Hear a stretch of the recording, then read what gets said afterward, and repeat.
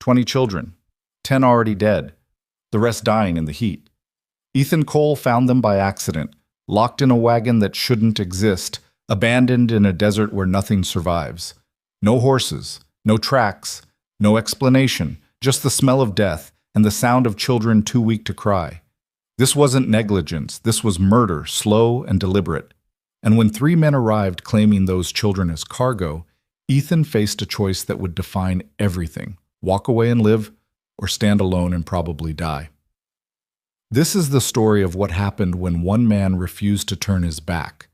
If you're watching from anywhere in the world, drop your city in the comments. I want to see how far this story travels. And if it moves you, hit that like button. Now, let's begin. The desert didn't forgive mistakes. Ethan Cole had learned that truth over 15 years of hauling freight across the territories, 15 years of watching men die from thirst, heat, or simple stupidity.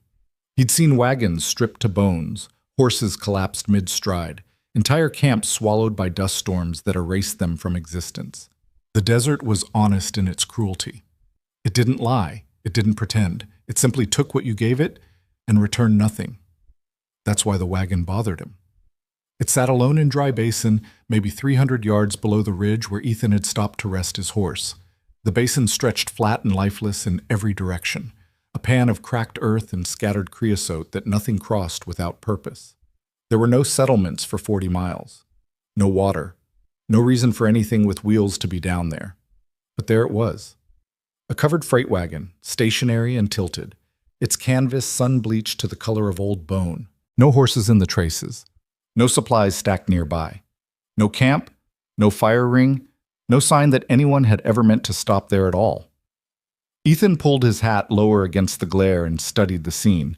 His horse, a gray gelding named Ash, shifted beneath him, nostrils flaring at something on the wind.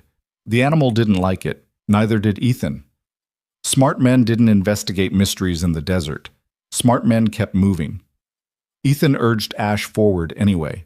The descent into the basin took 20 minutes, the slope gradual but treacherous with loose shale that clicked and scattered under Ash's hooves. The temperature climbed with every foot of elevation they lost. By the time they reached the basin floor, Ethan's shirt was soaked through, his mouth dry as paper despite the water he'd rationed that morning. The wagon looked worse up close. The rear axle had snapped clean through, dropping the back end into the dirt at an angle that would have made it impossible to move even with a team. The wheels were intact but weathered, spokes bleached gray, iron rims flaking rust. The canvas cover was lashed tight, no gaps, no tears. Whoever had secured it had done so carefully. Too carefully. Ethan dismounted, boots crunching on the hard pan. Ash whinnied softly, ears pinned back. Ethan looped the reins over a wagon spoke and approached the rear gate.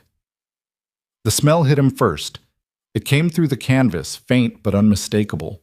The sweet, rotting thickness of death mixed with something sharper. Urine, sweat, human waste. Ethan's stomach turned.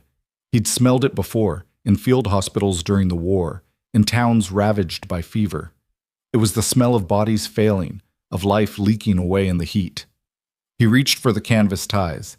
His hands moved mechanically, fingers loosening the knots even as his mind screamed at him to stop, to mount Ash and ride hard in any direction that led away. The last tie came free. Ethan pulled the canvas aside. Sunlight poured into the wagon bed, and Ethan saw them. Children. 20 of them, maybe more, packed into a space meant for cargo. Small bodies pressed together in the shadows, some sitting, some slumped, some lying motionless on the wooden floor. Their faces were streaked with dirt and dried tears. Their clothes, simple cotton dresses, threadbare shirts, patched trousers, hung loose on frames too thin, too fragile. Some stared at him with hollow eyes that didn't blink. Others didn't move at all. Ethan's breath caught in his chest. "Jesus Christ," he whispered. A girl near the back shifted slightly, her lips cracked and bleeding. She tried to speak, but no sound came out. Her hand lifted an inch off the floor, fingers trembling, then fell still. Ethan's training took over. He climbed into the wagon, knees hitting the boards, and moved toward the nearest child, a boy, maybe 8 years old, curled on his side. Ethan pressed 2 fingers to the boy's neck, searching for a pulse. Nothing. He moved to the next. A girl with blonde hair matted to her skull. No pulse. The next. A boy with a birthmark on his cheek. Gone. The next. The next. The next. 10 children. All dead. Some had been gone for days, their skin waxy and discolored. Others were more recent, still warm to the touch. Ethan's hand shook as he moved through them, checking each one, hoping for something different, finding only stillness. The living ones watched him with expressions that held no hope, no fear, nothing but exhausted acceptance. They'd stopped expecting rescue. They'd stopped expecting anything. Ethan forced himself to breathe. "Who did this?" he said, his voice rough. "Who put you here?" A boy near the front, maybe 10 years old, dark hair, sharp eyes, despite the dehydration, spoke in a voice like dry leaves. "The man. He said, families. He said we were going to families." "What man?" The boy's throat worked, trying to swallow. "Tall. Talks like church. Smiles all the time." Another child, a girl with red hair, added weakly, "He locked us in, said it was for safety, said someone would come." "When?" Ethan demanded. "When did he lock you in?" The boy's eyes drifted, unfocused. "Don't know. Long time. Days." Ethan's jaw clenched. Days. Locked in a wagon in the desert in the middle of summer with no water, no food, no ventilation. This wasn't abandonment. This was execution. He backed out of the wagon and dropped to the ground, his legs unsteady. Ash stamped nervously, pulling against the reins. Ethan walked a few steps away, hands on his knees, and fought the urge to vomit. He'd seen terrible things in his life. He'd seen men gutted in battle, seen women and children starve during sieges, seen whole towns erased by disease. But this was different. This was deliberate. Someone had gathered these children, promised them something better, and then sealed them in a coffin on wheels to die slowly under the sun. Ethan straightened, wiping his mouth. His mind raced through options, each one worse than the last. 40 miles to the nearest town, Salvation Ridge, a supply hub north of the basin. With Ash, he could make it in maybe 6 hours if he pushed hard, but that meant leaving the children. The living ones wouldn't last 6 hours. Hell, some of them wouldn't last one. He could stay, try to keep them alive with what little water he had. But he only carried 2 canteens, maybe 3 days' worth for himself. Split among 10 survivors, it would buy them an hour, maybe 2. And then what? They'd all die together, just slower. Or he could try to move them, rig something, use the wagon parts, drag them somehow. But the axle was broken, Ash couldn't pull that weight, and the nearest water source was 20 miles east, a spring that ran dry half the year. Every choice led to death. Ethan walked back to the wagon. The children's eyes followed him, flat and glassy. They knew. They understood the math as well as he did. "Listen to me," Ethan said, keeping his voice steady. "I'm going to help you. I don't know how yet, but I'm not leaving you here." The boy with dark hair blinked slowly. "You should go," he said, "before they come back." "Who's they?" "The men. They come sometimes, check on us." Ethan's blood went cold. When was the last time? The boy's face scrunched, thinking. "Yesterday. Maybe. Hard to tell." Ethan scanned the horizon. Empty in every direction, heat shimmer rising off the basin floor like water. If someone was watching this place, they'd see him from miles away. He was already exposed. No choice now. He was in it. He moved back to Ash and pulled both canteens from the saddle, along with a canvas tarp he used for makeshift shelter. The sun was already vicious, climbing toward noon, and it would only get worse. First priority, shade. Second, water. Third, remove the dead. The thought made him sick, but it had to be done. The bodies would accelerate the deterioration of the living ones, both physically and mentally. Ethan spread the tarp from the wagon's side to the ground, angling it to create a triangle of shadow. It wasn't much, but it was something. Then he climbed back into the wagon. "Can any of you move?" he asked. 3 children shifted, 2 boys and a girl. The rest stayed motionless, either too weak or unconscious. "All right, I'm going to help you out, one at a time. We're going to get you into the shade." He started with the girl, maybe 7 years old, her arm covered in blisters from where the sun had found a gap in the canvas. She weighed almost nothing, bones and skin, and not much else. Ethan carried her out and set her gently on the tarp, then went back for the next. It took 30 minutes to move all 10 living children. By the time he finished, his shirt was drenched, his shoulders screaming, his throat raw from breathing the superheated air. The children lay in the shade, some curled together, others separate, all silent. Ethan opened the first canteen and knelt beside the nearest child, the boy with dark hair. "Small sips," he said, "just enough to wet your mouth." The boy drank like a man dying of thirst, because he was. Ethan had to pull the canteen away after 3 swallows. "Easy, too much, and you'll be sick." He moved down the line, giving each child the same careful ration. The water disappeared faster than he'd hoped. By the time he reached the last one, a tiny girl with black hair and skin so pale it looked translucent, the first canteen was empty. 1 canteen left, maybe 20 swallows total. Ethan capped it and set it aside. Then he turned back to the wagon. The dead had to be moved. He worked in silence, lifting each small body and carrying it away from the wagon, laying them in a row on the hard pan. His mind went blank as he did it, refusing to process what his hands were doing. 10 children, 10 lives that had ended badly, alone, terrified. When it was done, Ethan stood over the row and removed his hat. He wasn't a religious man, hadn't been since the war, but the moment demanded something. "I'm sorry," he said quietly. "I'm sorry I didn't find you sooner." The wind picked up, scattering dust across the bodies. Ethan replaced his hat and walked back to the living. The boy with dark hair was watching him. "You can't save us," he said. "Maybe not," Ethan replied, "but I'm going to try." "Why?" Ethan crouched down, meeting the boy's eyes. "Because someone should have tried before. Because this shouldn't have happened. And because if I walk away, I'm no different than the man who locked you in there."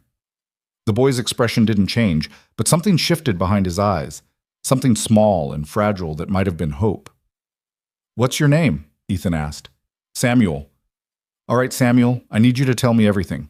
Who brought you here? How many men? Where were you before this?" Samuel's voice was faint, but he pushed through. "We were at the orphanage, in Redstone.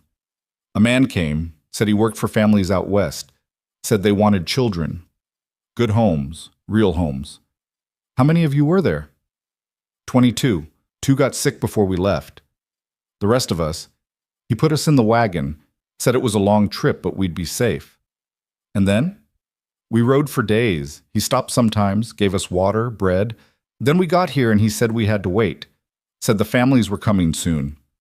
Samuel's jaw tightened. He locked the wagon, left us. Came back once, maybe twice. Didn't open it, just checked the lock and left again. Ethan's hands curled into fists. This man, what did he look like? Tall, thin, always wore black like a preacher, had a nice voice, made you want to trust him. Anyone with him? 2 others. Didn't talk much, just watched us. 3 men, armed probably. And if they'd been checking the wagon, they'd be back. Ethan stood, scanning the basin again. Still empty. But that wouldn't last. He had maybe hours before someone showed up. Hours to figure out a plan that didn't exist.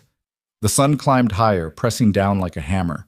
The children lay in the shade, breathing shallow, their bodies starting to shut down.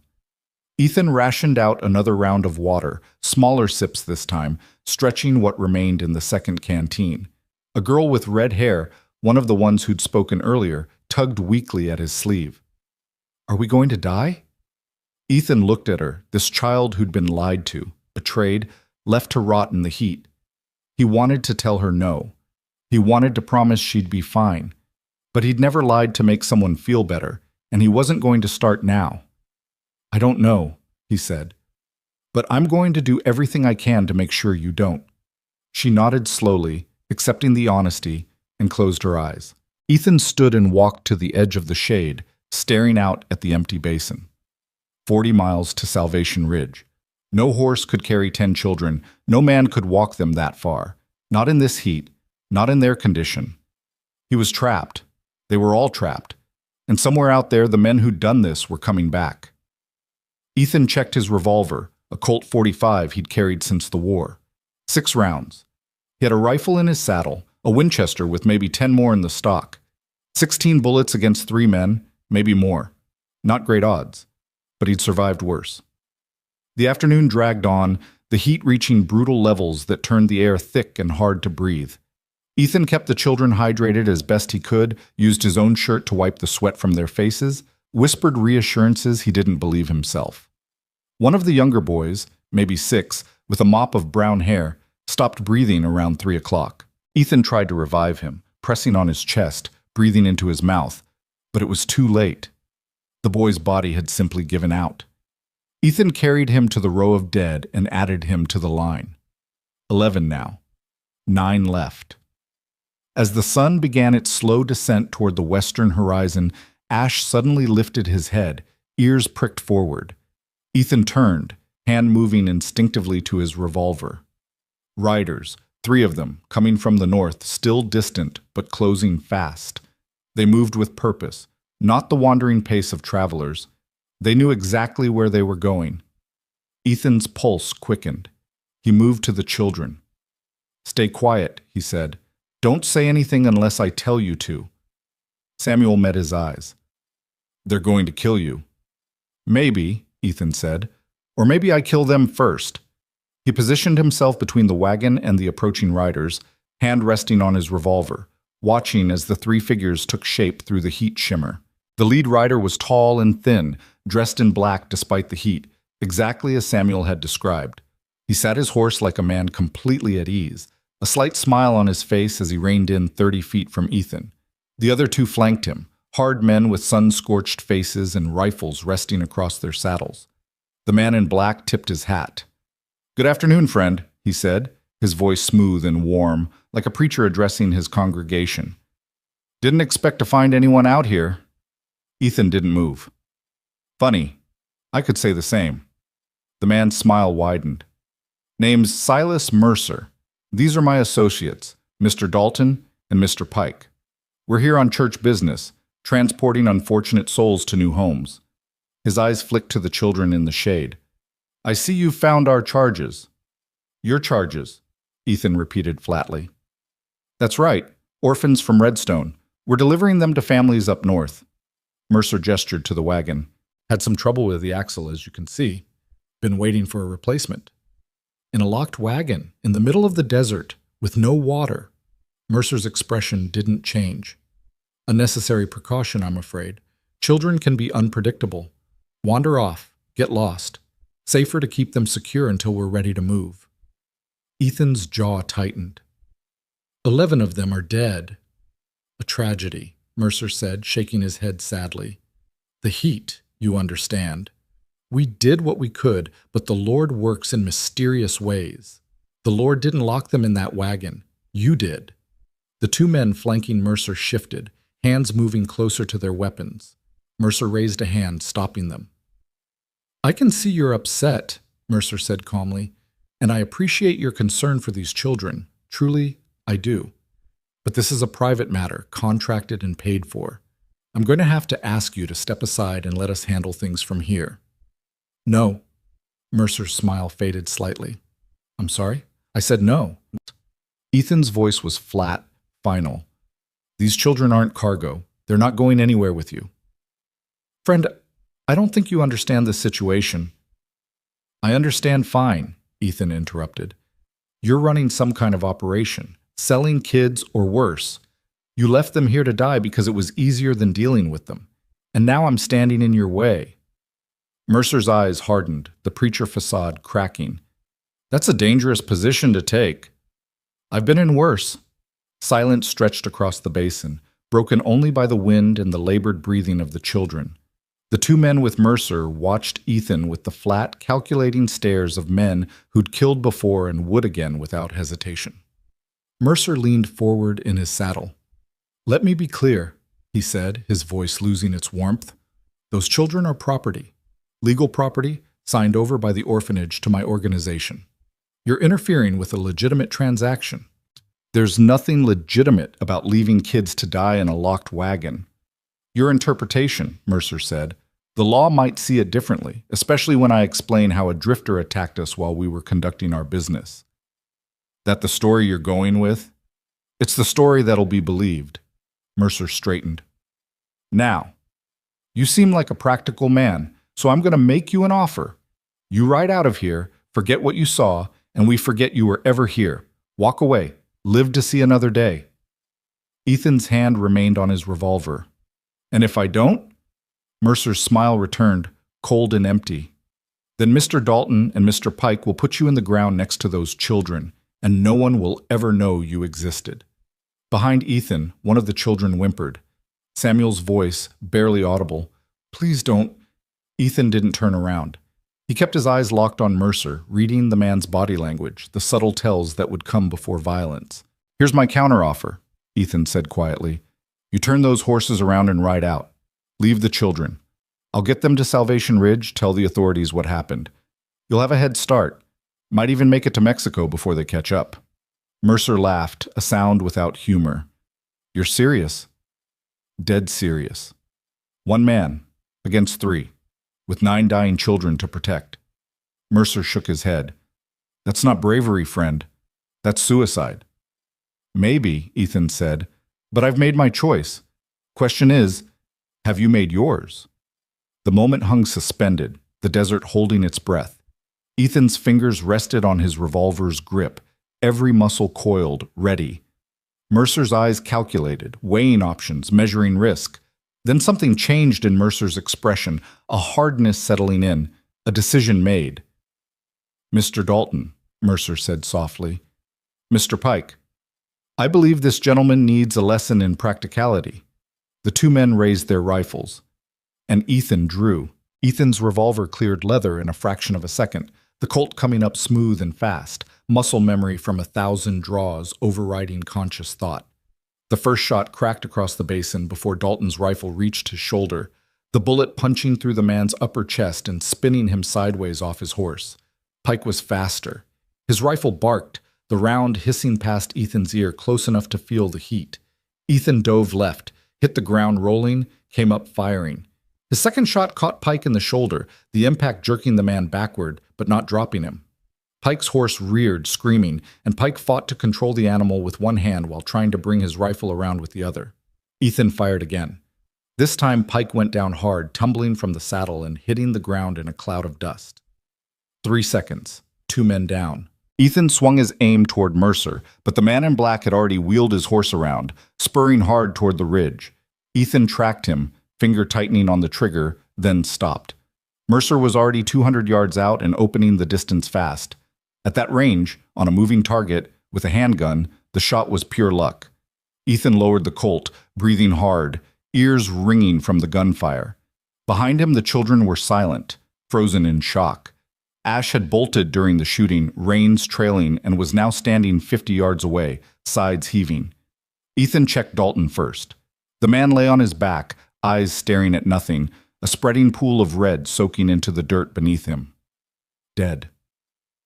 Pike was still breathing, clutching his shoulder, blood seeping between his fingers. The rifle shot had shattered his collarbone. He'd live, but he wasn't going anywhere.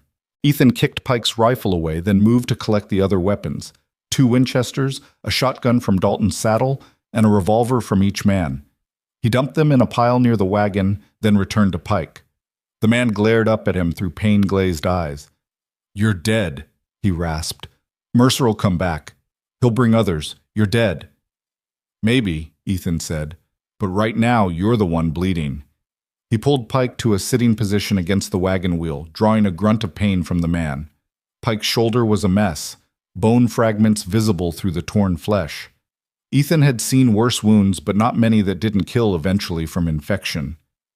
Where were you taking them? Ethan asked. Pike spat blood. Go to hell.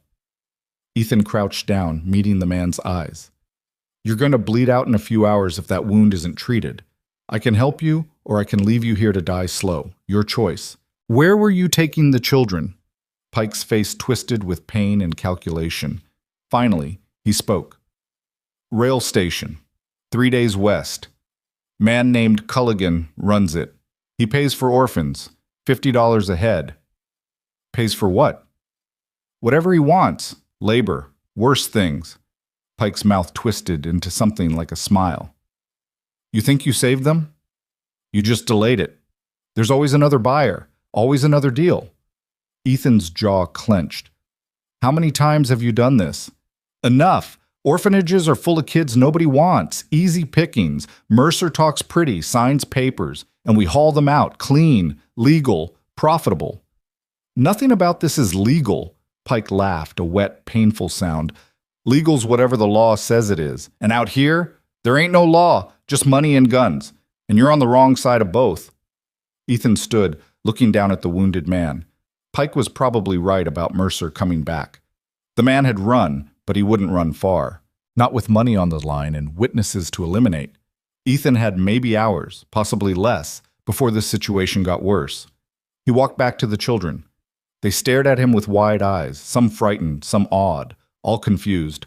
Samuel was the only one who looked unsurprised. Is he dead? Samuel asked, nodding toward Dalton. Yes. Good. The word was delivered without emotion, just a simple statement of fact. Ethan knelt beside the boy. Listen to me. That man who rode away? He's going to come back, probably with more men. We can't be here when that happens. We can't walk, Samuel said. Most of us can barely sit up. I know. Ethan's mind raced through options, discarding each one as fast as it formed. The horses, Dalton's and Pike's mounts had bolted during the gunfight, disappeared somewhere into the basin. That left Ash, who could carry maybe 2 children if pushed. The wagon was useless with the broken axle. Walking was suicide. Unless... Ethan stood and moved to the wagon, examining it more carefully. The rear axle was snapped, but the front was intact. The wheels still turned. If he could separate the front section from the back, reduce the weight, maybe fashion some kind of sledge or travois. He pulled his knife and started cutting away the canvas, exposing the wagon's frame. The bed was constructed in 2 sections, bolted together at the middle. With the right leverage, he could potentially remove the rear half entirely, leaving just the front section attached to the wheels and tongue. It would be lighter. Not light, but lighter. Ethan worked fast, using tools from Dalton's saddlebags. A wrench, a pry bar, a hammer. The bolts were rusted and stubborn, fighting him every turn, but he forced them loose one by one. Sweat poured down his face, his hands cramping, his back screaming, but he kept going. Samuel watched him work. What are you building? Something to pull you, Ethan grunted, leveraging the pry bar against a particularly stubborn bolt. Can't carry everyone, can't leave you, so we improvise. Improvise means guess, right? Pretty much. That's not encouraging. Ethan almost smiled. The kid had spirit, even half dead from dehydration. You got a better idea, I'm listening. Samuel was quiet for a moment. Then, the man, Mercer. He talked about a relay station, said it was on the way to the rail stop, maybe 20 miles south. Ethan paused, considering. A relay station meant water, possibly supplies, maybe even people. 20 miles was better than 40. Still impossible with dying children, but less impossible. You remember anything else about it? Just that it was near something called Broken Mesa. He pointed when he said it. South. Ethan oriented himself, trying to recall the landscape from his mental map of the territory. Broken Mesa was a rock formation, distinctive, visible for miles. He'd passed it once, years ago, hauling supplies to a mining camp. If there was a relay station there, it would be small, probably just a water stop for stages. But it would have what they needed. 20 miles, with makeshift transport, in desert heat, with 9 children barely clinging to life. It was still suicide, just slower. The last bolt came free, and Ethan pried the rear section of the wagon away from the front. The whole back half, frame, wheels, broken axle, separated and crashed to the ground, raising a cloud of dust. What remained was the front third of the wagon bed, maybe 6 feet long and 4 feet wide, still attached to the tongue and front wheels. Ethan dragged it away from the wreckage and examined his work. It was crude, unbalanced, but it would roll. He could harness Ash to the tongue, load the children onto the bed, and pull them. Slow, brutal work for the horse, but possible. He spent the next hour reinforcing the bed with canvas and rope, creating a padded surface that wouldn't shake the children to pieces. He salvaged what he could from the rest of the wagon: extra rope, a tarp, a few tools.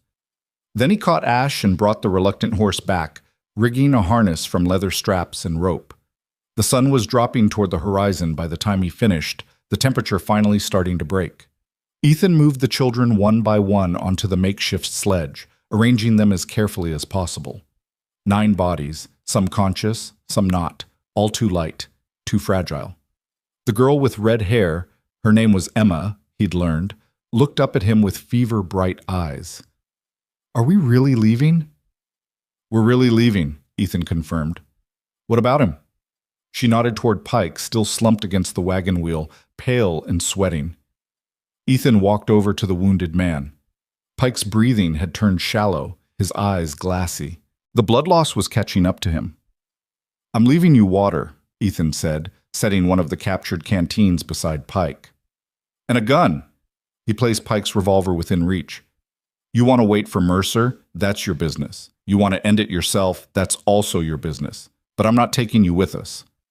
Pike's lips moved, forming words that barely made sound. "You won't make it." "Probably not," Ethan agreed. "But I'm going to try." He turned away, ignoring whatever Pike said next, and moved back to the sledge. Samuel was watching him with an expression that was hard to read.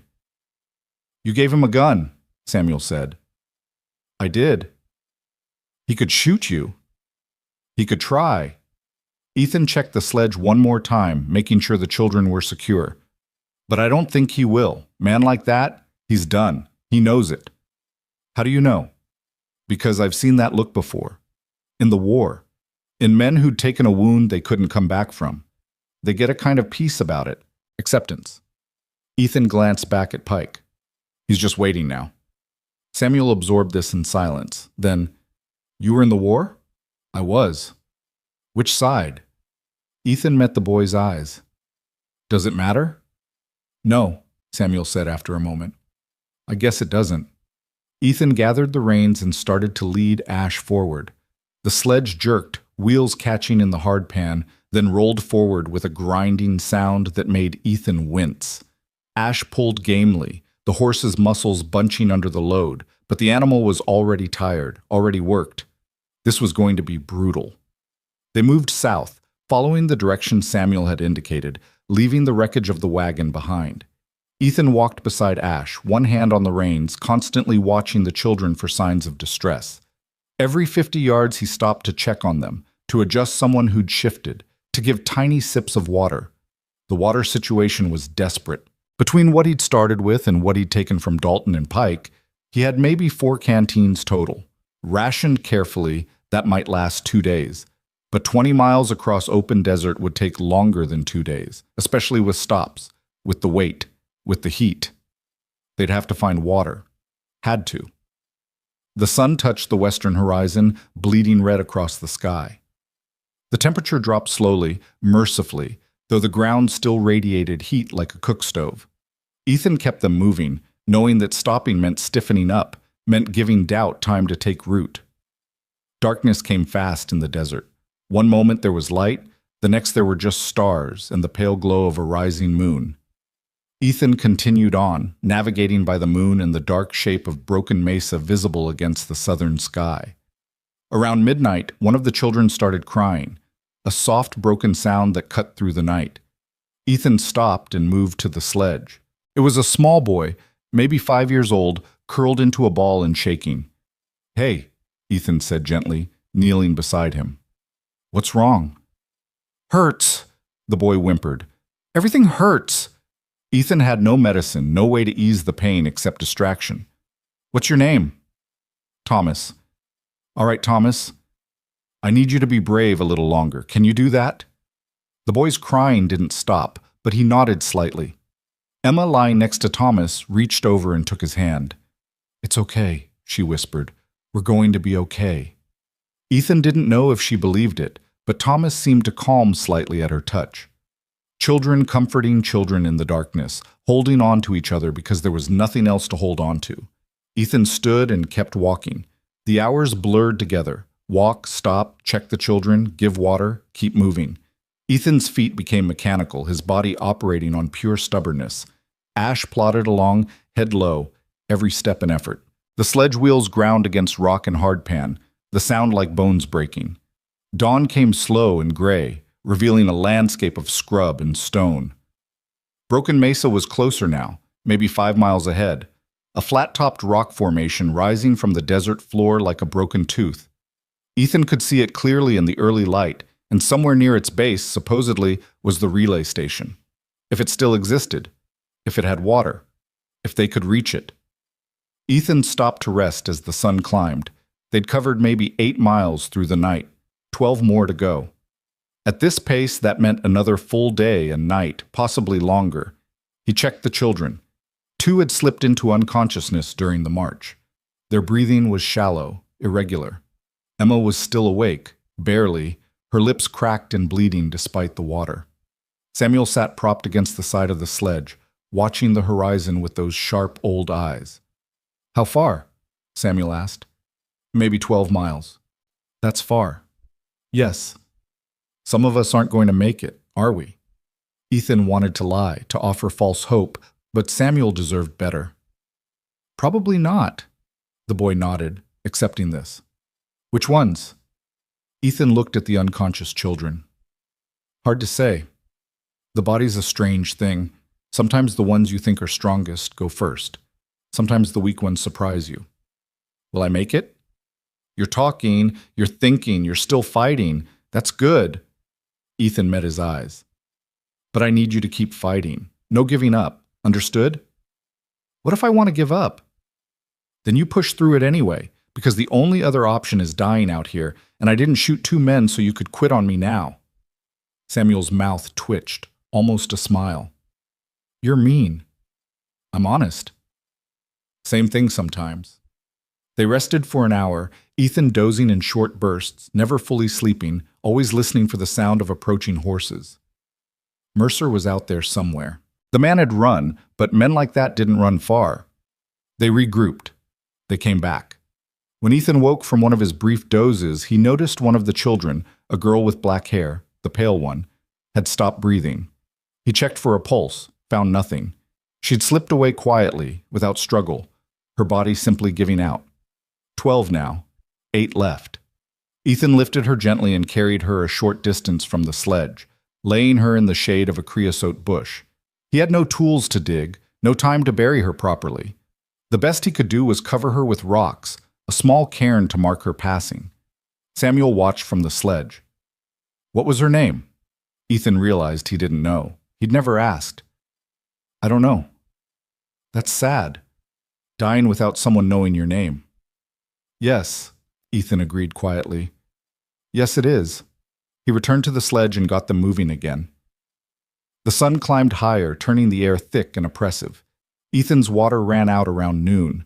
He gave the last of it to the children and continued on, his throat burning, his lips cracking, his head starting to pound.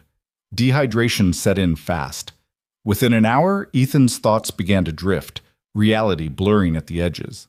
He kept walking because stopping meant death. The sledge kept rolling because Ash kept pulling. Everything else became distant, dreamlike. He thought about the war, about men he'd known, friends he'd buried, about a promise he'd made to himself after Appomattox to never stand by while people suffered, to never be the man who looked away.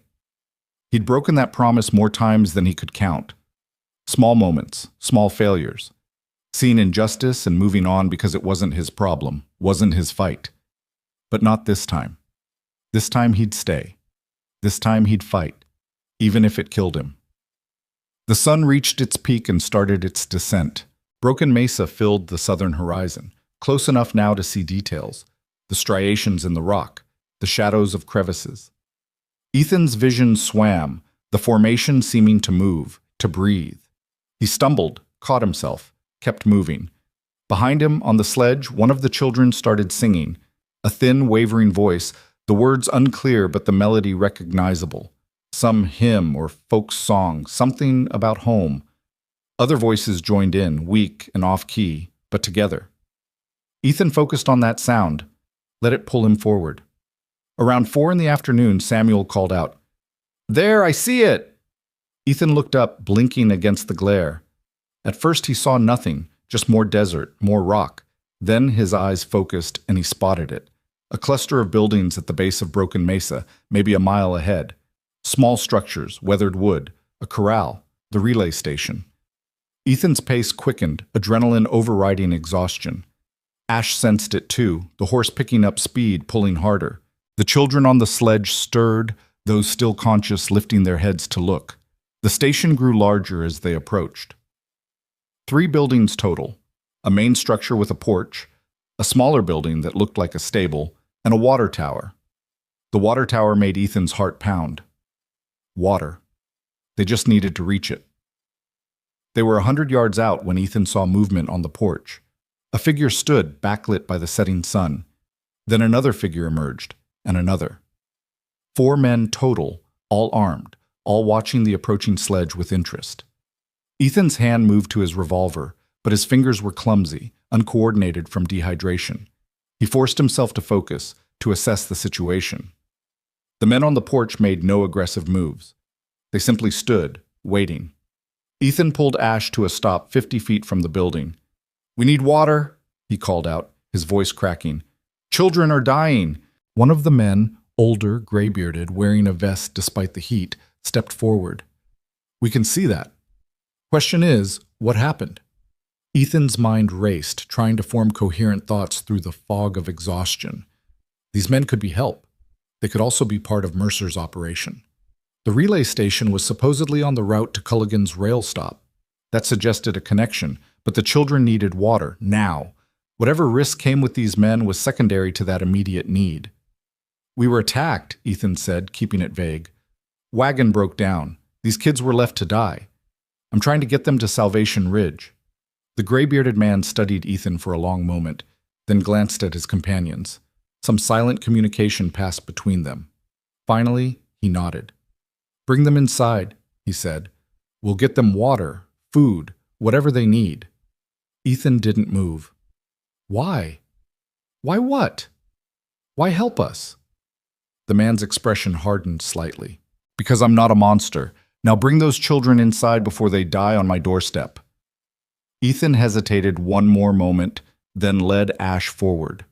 The men on the porch moved aside, creating space. Ethan guided the sledge right up to the steps, then started lifting children down, carrying them one by one into the building. The interior was simple, a large room with a fireplace, a few tables, some bunks along the wall. It was blessedly cool compared to outside, the thick walls keeping out the worst of the heat. The gray-bearded man directed Ethan to lay the children on the bunks, while one of the other men pumped water from a hand pump in the corner. Water flowed into a bucket, clear and cold. Ethan grabbed a ladle and brought it to the nearest child's lips, supporting her head as she drank. The water spilled down her chin, but some made it into her mouth. She swallowed, coughed, swallowed again. Ethan moved to the next child, then the next, giving each one water with shaking hands. The gray-bearded man helped, moving efficiently, checking pulses, assessing conditions with practiced ease. "You a doctor?" Ethan asked. "Was, long time ago, field surgeon in the war. These days I just run this station." He looked up from examining Emma. "Name's Garrett Hayes. This is my place." "Ethan Cole." Hayes nodded, then returned his attention to Emma. Her breathing had improved with the water, her eyes focusing better. "She'll make it," Hayes said. "Most of them will now that they've got water. But they need rest, food, proper care." "2 of them are unconscious," Ethan said, gesturing to the bunks where the unresponsive children lay. Hayes moved to check them, his expression grave. He spent several minutes working, checking vitals, trying to rouse them. Finally, he stood and shook his head. "One's gone already, the other—" He trailed off. "Maybe an hour, maybe less. Body's too far gone." Ethan closed his eyes, grief and exhaustion washing over him. 13. 7 left. He'd brought them this far, and still they were dying. "You did what you could," Hayes said quietly. "More than most would have, but you can't save everyone." "Doesn't make it hurt less." "No, it doesn't." Hayes gave instructions to his men. Bring food, blankets, anything to make the children comfortable. They moved quickly, efficiently, and Ethan realized these were good men. Whatever connection this station had to Mercer's operation, these men weren't part of it. Ethan collapsed into a chair, his body finally giving out now that the immediate crisis had passed. Hayes brought him water, and Ethan drank it down in great gulps, feeling the liquid work through his system like medicine. "Now," Hayes said, settling into a chair across from Ethan, "you want to tell me what really happened?" Ethan met his eyes. "How much do you know about a man named Silas Mercer?" Hayes's expression darkened. "Enough. He's used this station as a waypoint. Brings orphans through, says he's transporting them to families. I never liked it, never trusted him, but he had papers, contracts, everything looked legal. It's not legal. He's selling them. Rail station 3 days west to a man named Culligan." Hayes's jaw tightened. "I suspected as much, but suspecting and knowing are different things." He leaned forward. "What happened?" Ethan told him everything, finding the wagon, the dead children, the confrontation with Mercer. Hayes listened without interrupting, his face growing darker with each detail. When Ethan finished, Hayes sat back, processing. "You killed Dalton?" "Yes." "And Pike?" "Left him wounded, maybe dead by now." "And Mercer ran?" "Yes." Hayes was quiet for a moment, then, "He'll come back. Men like Mercer don't leave loose ends, and you're a loose end, big one." "I know." "These children are loose ends too." "I know that too." Hayes stood and walked to the window, looking out at the desert bathed in orange sunset light. "How many men you think he'll bring?" "As many as he can gather. 5, maybe 10. We've got 4 here, counting you, not great odds." "I'm not asking you to fight," Ethan said. "This isn't your battle." Hayes turned, meeting his eyes. "Those children are in my station. That makes it my battle." He gestured to his men. "They feel the same. We've all got reasons to hate men like Mercer, men who prey on the weak." One of Hayes's men, a younger fellow with a scar across his cheek, spoke up. "I was an orphan once, lived through things no kid should. If Mercer's doing what you say, I want him stopped." The others nodded agreement. Ethan felt something loosen in his chest. He wasn't alone. For the first time since finding that wagon, he wasn't alone. "All right," Hayes said, his voice taking on a military precision. "If we're doing this, we do it smart. Mercer knows this station, knows the layout. We need to use that against him." They spent the next hour planning, preparing. Hayes's men checked weapons, reinforced the doors and windows, positioned supplies. The station became a fortress, crude but defensible. As night fell, Samuel found Ethan sitting on the porch, watching the darkness. The boy sat down beside him, quiet for a long moment. "Thank you," Samuel finally said. Ethan glanced at him. "For what?" "For not leaving us. For killing those men. For caring. Someone should have cared before it got this far." "But they didn't. You did." Samuel's voice was steady, mature beyond his years. "That matters." Ethan didn't know how to respond to that, so he just nodded. They sat together in silence, watching the stars emerge. Somewhere out there, Mercer was gathering men, preparing to come back. Somewhere out there, death was riding toward them. But right now, in this moment, 7 children were alive who shouldn't be. 7 children who had a chance. And Ethan would fight to give them that chance, whatever it cost. The night deepened. Inside the station, Hayes posted guards at the windows. The children slept, their breathing steadier now, their bodies beginning to heal. And Ethan waited for what morning would bring, knowing it would bring blood and violence and a reckoning long overdue. The attack came with the dawn, exactly as Ethan had expected. He'd been awake for hours, sitting near the window with his Winchester across his knees, watching the horizon slowly emerge from darkness. The desert transformed in stages, first black, then gray, then pale blue as the sun prepared to break. Hayes stood at another window, equally vigilant, while his men rotated guard positions throughout the night. The children slept fitfully on the bunks, their small bodies finally getting the rest they desperately needed. One more had died during the night, a boy named Jacob who'd simply stopped breathing around 3 in the morning. Hayes had moved him to a back room, covering him with a blanket, adding another name to the list of those who hadn't made it. 6 children left. 6 lives depending on what happened in the next few hours.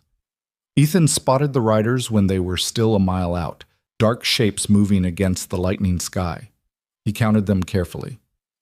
7 horses, 7 men.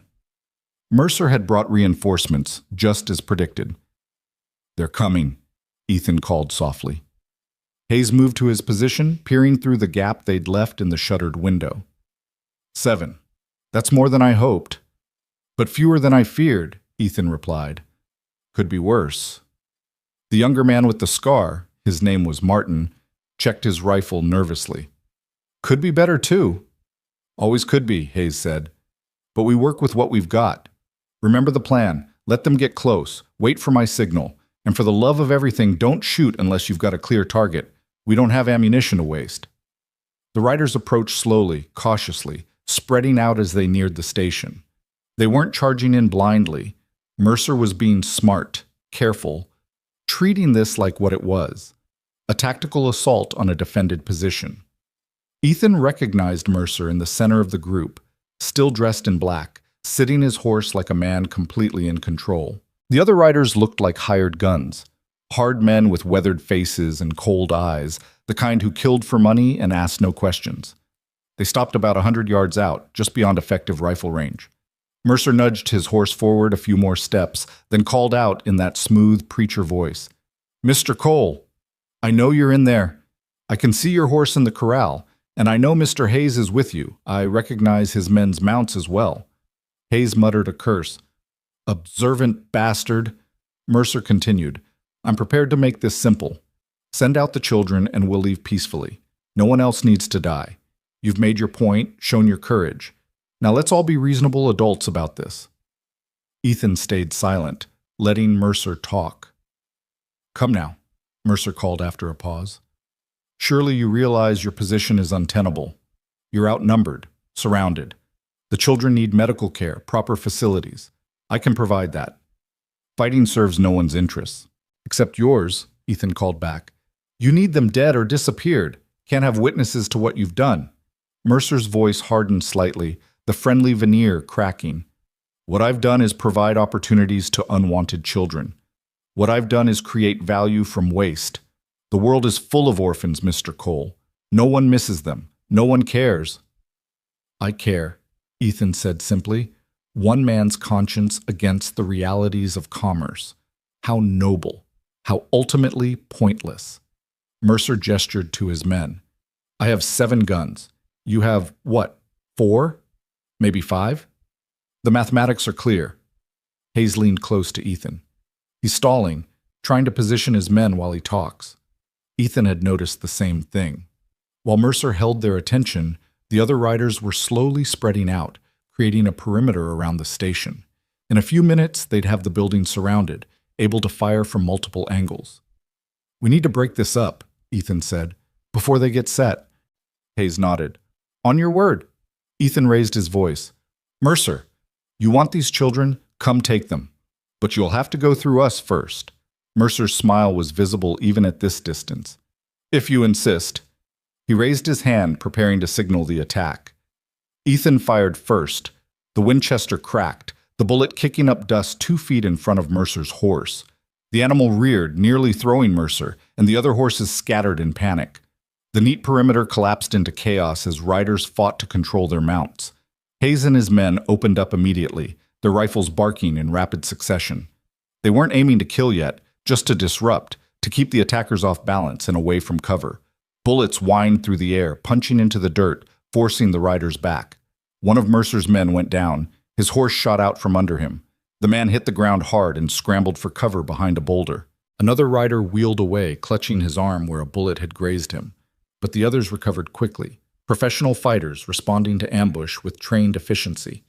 They scattered to predetermined positions, behind rocks, into a shallow wash, using terrain Mercer must have scouted beforehand. Within seconds, they'd transformed from a clustered target into a distributed threat. Return fire slammed into the station, bullets punching through shutters and thudding into walls. Ethan ducked as a round splintered the window frame inches from his head. Behind him, one of the children cried out in fear. "Stay down!" Hayes shouted to the kids. "Get on the floor, away from the windows!" Samuel was already moving, pulling the younger children off the bunks and into the center of the room, creating a barrier of mattresses around them. Emma helped, her face pale but determined, showing a courage that made Ethan's chest tighten.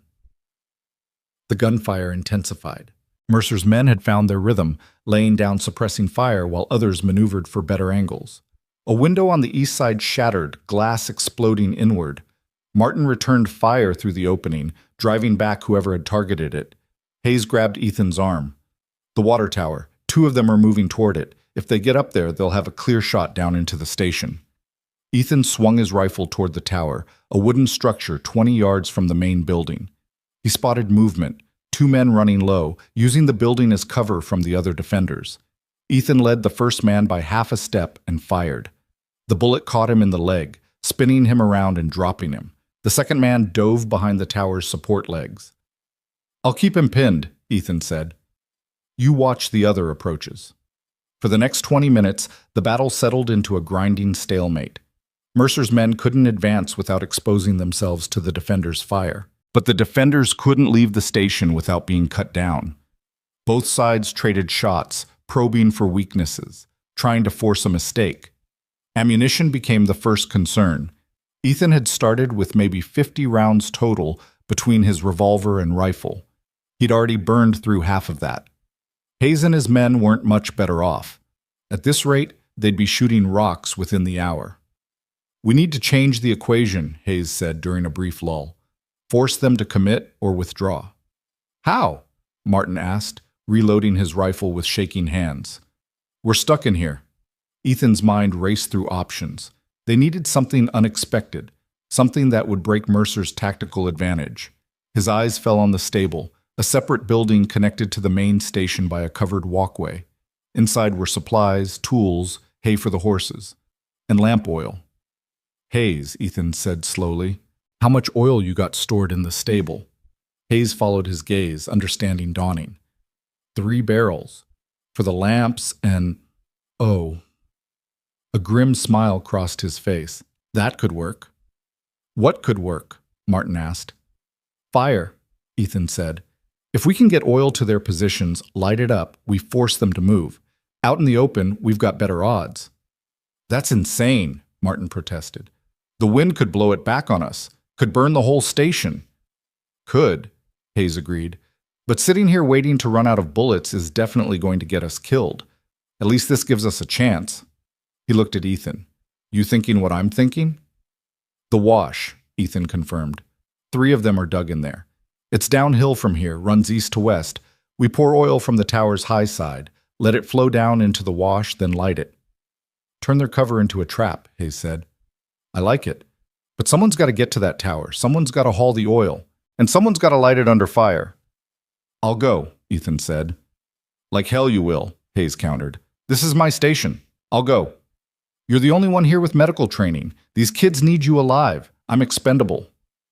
"Nobody here's expendable," Hayes said firmly. Then he paused, reconsidering.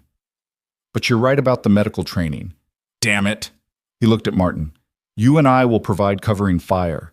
Cole, you get to the stable, grab 1 barrel of oil, get it to the tower. Can you do it?" Ethan checked his revolver, ensuring a full cylinder. "I can do it." "Then move fast. We'll only be able to suppress them for about 30 seconds before they adjust." Ethan took a breath, centering himself the way he'd learned in the war. Fear was useful, kept you sharp, but panic got you killed. He visualized the route, out the back door, across 20 feet of open ground to the covered walkway, through to the stable, grabbed the barrel, back through the walkway, 15 feet to the water tower, up the ladder. 45 seconds if everything went perfect. A minute if it didn't. "On my mark," Hayes said, positioning himself at the window. Martin took the east window, rifle ready. Hayes's other 2 men, quiet fellows Ethan had barely spoken to, moved to provide crossfire.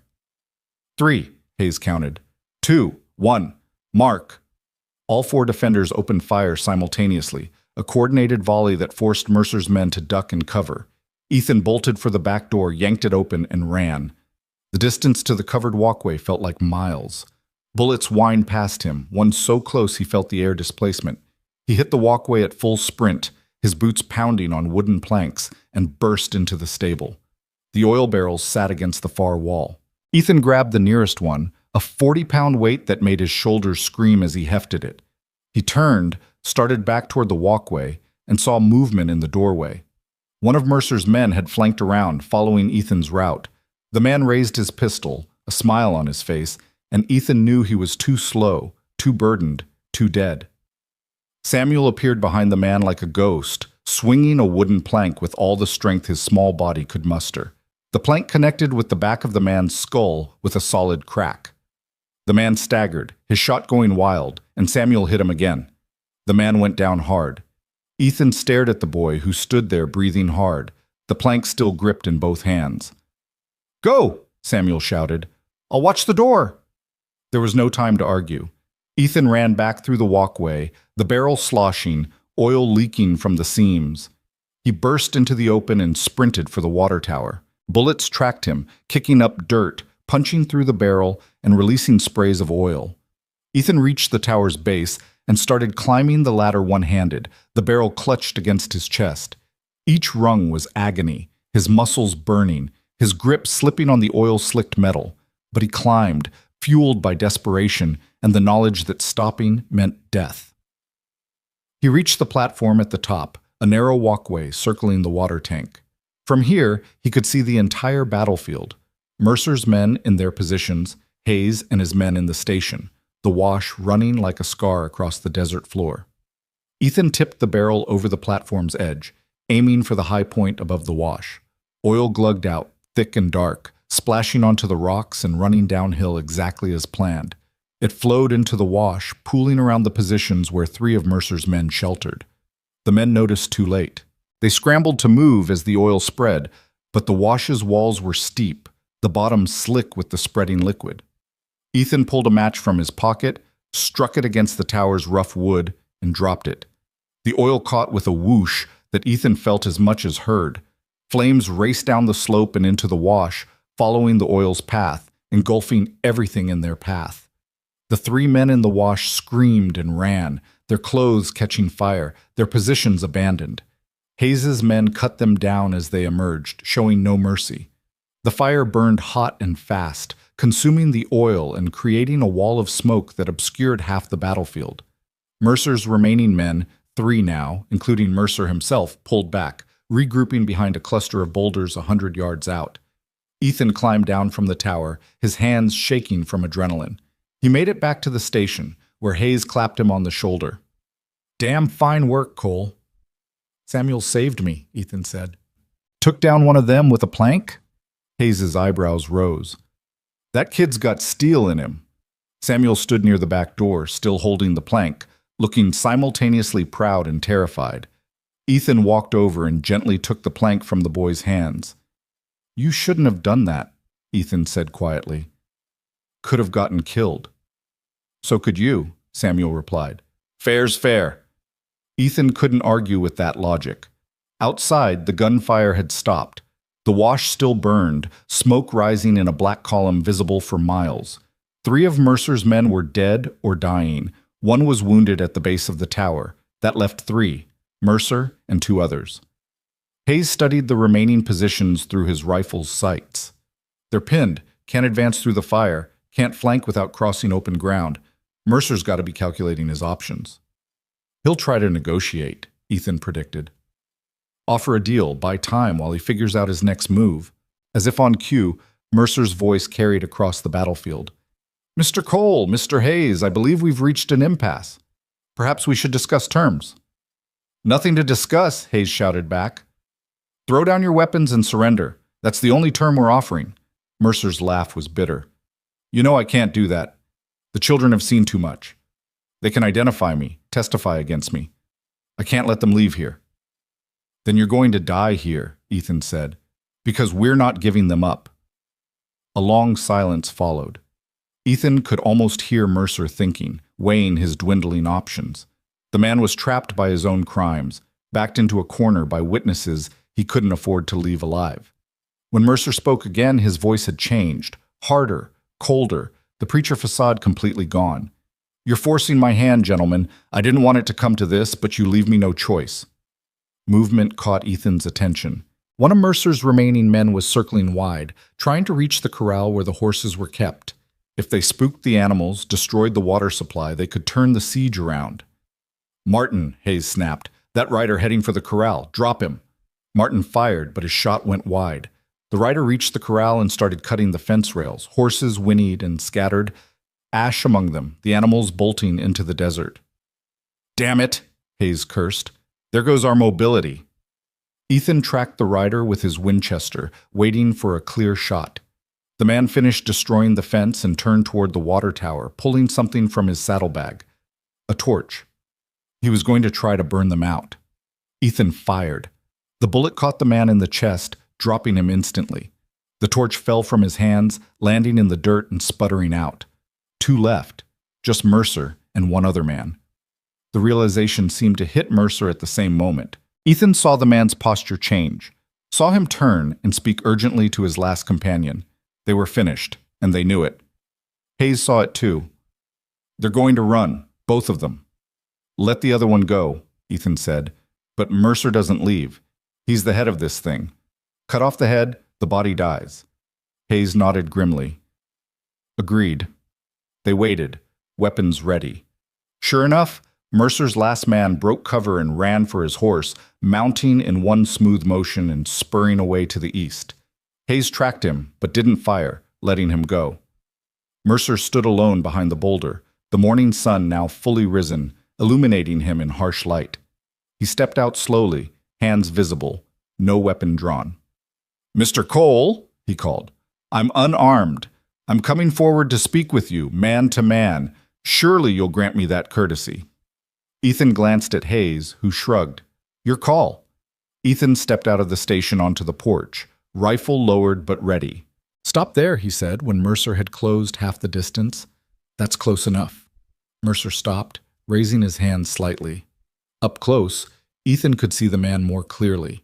Handsome features, intelligent eyes, the kind of face people instinctively trusted. No wonder he'd been successful at this sick trade. "You've won," Mercer said simply. "My men are dead or scattered. The children are safe. You've accomplished what you set out to do." "Then why are you still here?" Ethan asked. "Because I want you to understand something. What I did for practical reasons. The world is full of unwanted children. I found a way to give them value, to make their existence profitable. Is that really so terrible?" "You murdered them," Ethan said flatly. "You locked them in a wagon and left them to die." "A miscalculation," Mercer admitted. "Pike was supposed to monitor them more carefully. His failure, not mine." "You're the one who gave the orders." "I'm a businessman, Mr. Cole. I identify opportunities and exploit them. If not me, someone else would fill this need. The demand exists. I simply met it." Ethan's grip tightened on his rifle. "You're trying to justify it, make it sound reasonable. But there's no version of this where you're not a monster." Mercer's expression hardened. "And what are you? A killer. You've murdered 5 men today. How is that different?" "I killed to protect the innocent. You killed for profit." "Semantics. We're both killers, Mr. Cole. The only difference is you've convinced yourself you're righteous." Behind Ethan, the station door opened, small footsteps on the porch. Ethan didn't turn, didn't take his eyes off Mercer, but he knew who it was.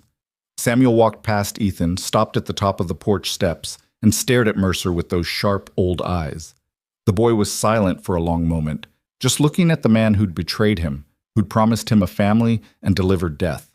"Why did you lie to us?" Samuel finally asked, his voice quiet but clear. Mercer's smooth facade cracked. For the first time he looked uncomfortable, unable to meet the boy's gaze. "Why?" Samuel repeated. "We trusted you. We believed you when you said families wanted us. We got in that wagon because you promised us something better. Why did you lie?" Mercer opened his mouth, closed it.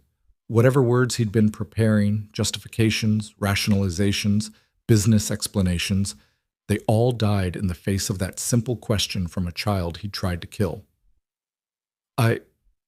Mercer started, then stopped. His hands fell to his sides.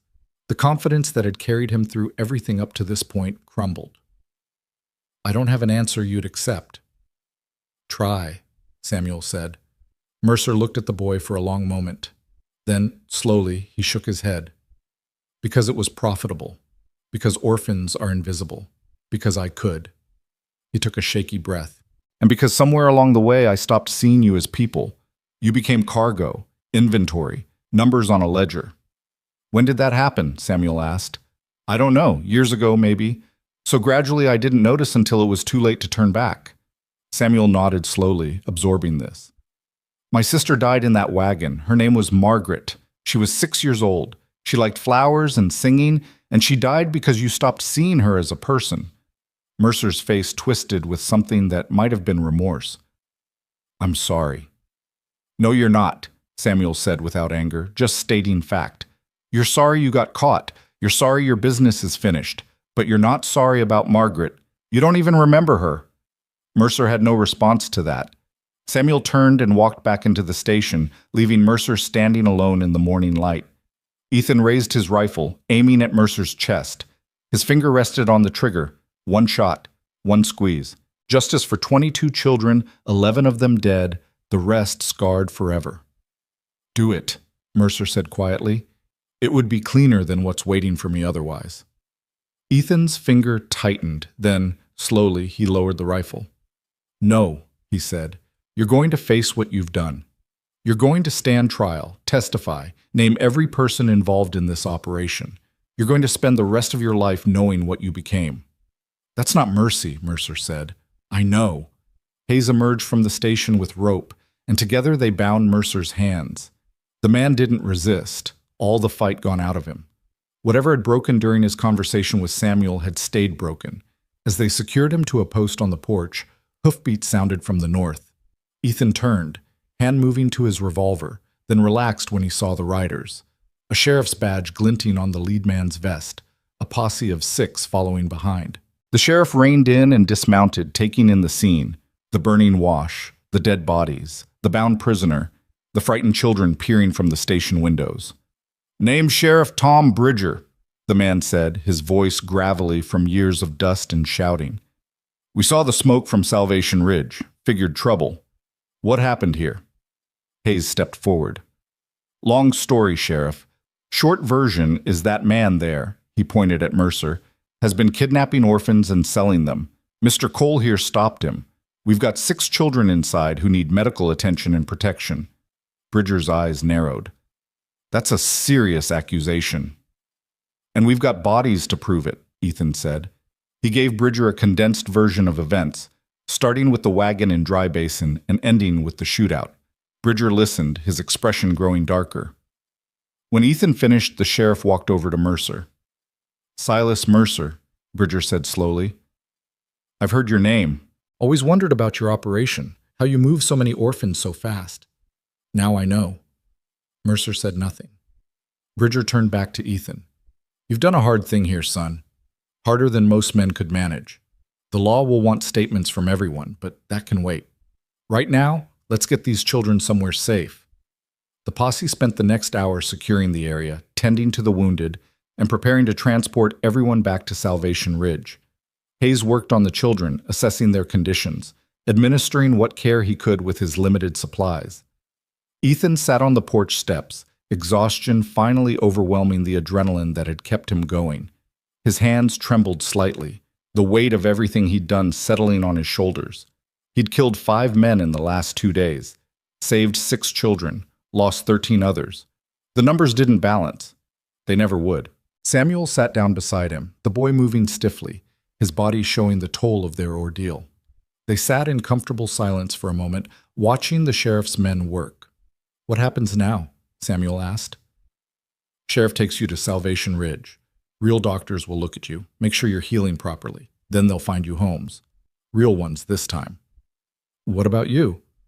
"I go back to hauling freight, I guess. Back to my life." Samuel considered this. "Will you forget about us?" Ethan looked at the boy, at this child who'd shown more courage than most soldiers Ethan had known. "No," he said honestly. "I don't think I could, even if I wanted to." "Good," Samuel said. Because I won't forget you either. None of us will. Emma joined them on the steps, along with two other children, Thomas, the small boy who'd cried during the march, and a girl named Claire. They gathered around Ethan, these survivors, these children who'd been to hell and somehow made it back. You gave us a chance, Emma said softly, when no one else would. Ethan didn't know what to say to that, so he just nodded. The sun climbed higher, burning away the last of the night's coolness.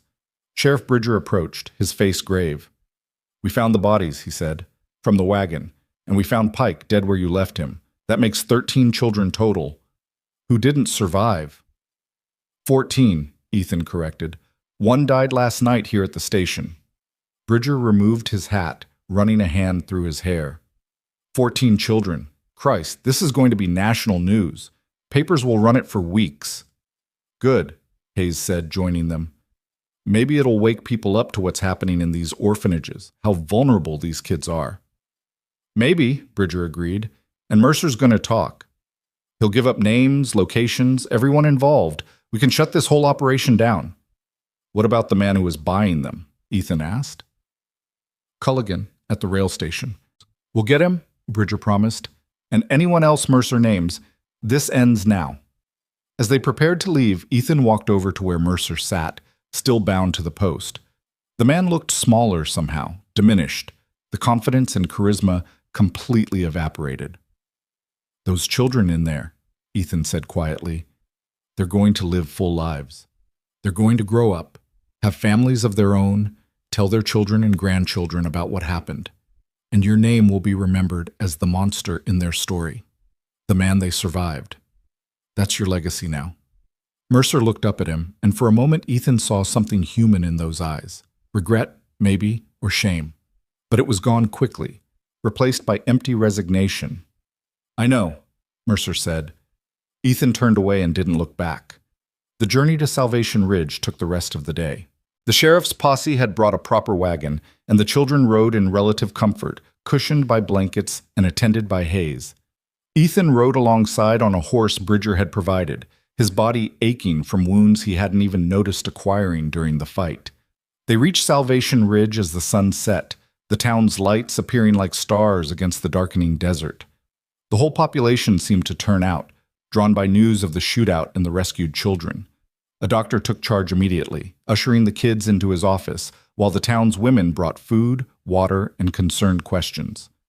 Ethan found himself telling the story again and again, to the mayor, to concerned citizens, to a reporter who'd somehow materialized with notebook and pencil. Each telling was exhausting, forcing him to relive moments he'd rather forget. Finally, late into the night, he escaped to a boarding house room Bridger had arranged. He sat on the bed, too tired to even remove his boots, and stared at the wall. A soft knock came at the door. Ethan opened it to find Hayes standing in the hallway. Thought you might need this? Hayes said, offering a bottle of whiskey. Ethan took it gratefully. Thanks. Hayes sat in the room's single chair while Ethan took a long pull from the bottle. The whiskey burned, settling his nerves slightly. You did good today, Hayes said. Better than good. Exceptional. Doesn't feel exceptional. Feels like I lost. You saved 6 children who would have died otherwise. That's not losing. Tell that to the 14 I couldn't save. Hayes was quiet for a moment. You know what I learned in the war as a field surgeon? You can't save everyone. Sometimes you have to choose. Sometimes you do everything right, and people still die. And sometimes you do everything wrong, and people still live. The only thing you can control is whether you try. And if trying isn't enough, then at least you tried. At least you stood when others would have walked away. Hayes leaned forward. Those 6 children wouldn't be alive without you. That has to count for something. Ethan took another drink, wanting to believe it, wanting the numbers to balance in some cosmic ledger that made the deaths worth the saves. Get some sleep, Hayes said, standing. Doctor says the children will be recovered enough to talk in the morning. They'll want to thank you properly. After Hayes left, Ethan finally pulled off his boots and lay back on the bed. Sleep came hard, filled with dreams of locked wagons and dying children, and a choice he'd make again despite knowing how it would end. Because Hayes was right. Some things were worth the cost, even when the cost was nearly everything. Morning brought clarity and pain in equal measure. Ethan woke to sunlight streaming through the boarding house window and the immediate awareness of every injury his body had sustained over the past 3 days. His shoulders ached from hauling the sledge. His hands were raw from rope and reins, bruises he didn't remember getting painted his ribs in shades of purple and yellow. But worse than the physical pain was the weight in his chest, the knowledge of what he'd witnessed, what he'd failed to prevent. He dressed slowly, each movement deliberate, and made his way downstairs. The boarding house dining room was nearly empty, most of the town already about their morning business. The proprietor, a gray-haired woman named Mrs. Chen, brought him coffee and eggs without being asked. "Heard what you did," she said quietly. "Heard about those children. The whole town's talking about it." Ethan nodded, not trusting himself to speak. "My daughter was an orphan," Mrs. Chen continued, "from San Francisco. I took her in when she was 7, raised her as my own. She's grown now, married, living in Denver." She set the coffee cup down firmly. "What you did matters. Don't let anyone tell you different." After she left, Ethan sat with his coffee and tried to reconcile that statement with the faces of the children he'd buried in the desert. It mattered, yes. But to whom? Not to the 14 who'd died. Not to their families, if they had any. The mathematics of salvation were cruel. 6 saved against 14 lost. And somehow, he was supposed to feel good about those numbers. Sheriff Bridger found him there an hour later, looking like he hadn't slept much himself. "Doctor says the children are awake and asking for you," Bridger said, dropping into the chair across from Ethan. "Thought you'd want to know." "How are they?" "Recovering, physically anyway. Mentally." Bridger shook his head. "That's going to take time. Maybe a lifetime. But they're alive to have that time, which is more than they had 2 days ago." They walked together to the doctor's office, a neat building on the edge of town with a painted sign reading Dr. William Foster, physician. Inside, the smell of carbolic acid and laudanum hung in the air, mixing with the morning sunshine that poured through tall windows. The 6 children were arranged in beds along one wall, looking small and fragile against white sheets. But they were clean now, properly fed, their wounds dressed. Dr. Foster, a thin man with wire-rimmed spectacles, moved among them with practiced efficiency. "Mr. Cole," the doctor said, looking up, "your timing is excellent. I've just finished my morning examination. The children are weak, dehydrated, and malnourished, but barring infection or unforeseen complications, they should make full physical recoveries." "And the other kind of recovery?" Ethan asked. Foster's expression sobered. "That's beyond my expertise. What these children experienced, that leaves scars you can't see. They'll need time, patience, and people who care enough to help them heal." Samuel sat up in his bed as Ethan approached, the boy's face breaking into something that wasn't quite a smile but held the same warmth. Emma was in the next bed and Thomas in the one beyond. The others, Claire, a boy named David, and a tiny girl named Ruth who couldn't be more than 4, watched Ethan with a mixture of gratitude and lingering fear. "You came," Samuel said. "Said I would." Adults say lots of things. Doesn't always mean they follow through. Ethan pulled up a chair, sitting so he was at eye level with the children. "I'm here, and I'll stay as long as you need me to." Emma reached out from her bed and touched his hand, her fingers thin but steady. "We wanted to thank you, all of us. We talked about it this morning, and we wanted to say it proper. You don't need to thank me." "Yes, we do," Samuel said firmly. "You could have left us, should have left us probably, would have been smarter, safer. But you didn't. You stayed and you fought and you got us here." His voice cracked slightly. "My sister didn't make it, but I did. We did. Because of you." Ethan's throat tightened. "I'm sorry about your sister. About all the others who didn't make it." "We know," Emma said softly. "We know you tried. That's what matters." "Did it?" Ethan wanted to ask. Did trying matter when half the children still died? When bodies were buried in unmarked graves across the desert? But looking at these 6 survivors, at the life still burning in their eyes despite everything they'd endured, he couldn't bring himself to voice those doubts. Sheriff Bridger cleared his throat from the doorway. Mr. Cole, when you have a moment, I need to discuss the legal situation. Ethan squeezed Emma's hand gently and stood. I'll be back, he promised the children. Outside, Bridger led him to a small office in the back of the building.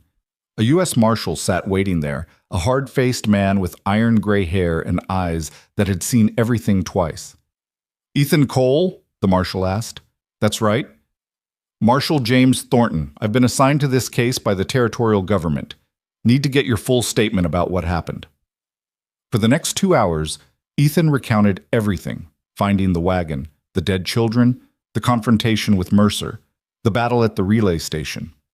Thornton took notes in precise handwriting, occasionally stopping to ask clarifying questions. His face remained impassive throughout, giving nothing away. When Ethan finished, Thornton set down his pen and leaned back. You killed 5 men. I did. Self-defense? They drew first. I was protecting children.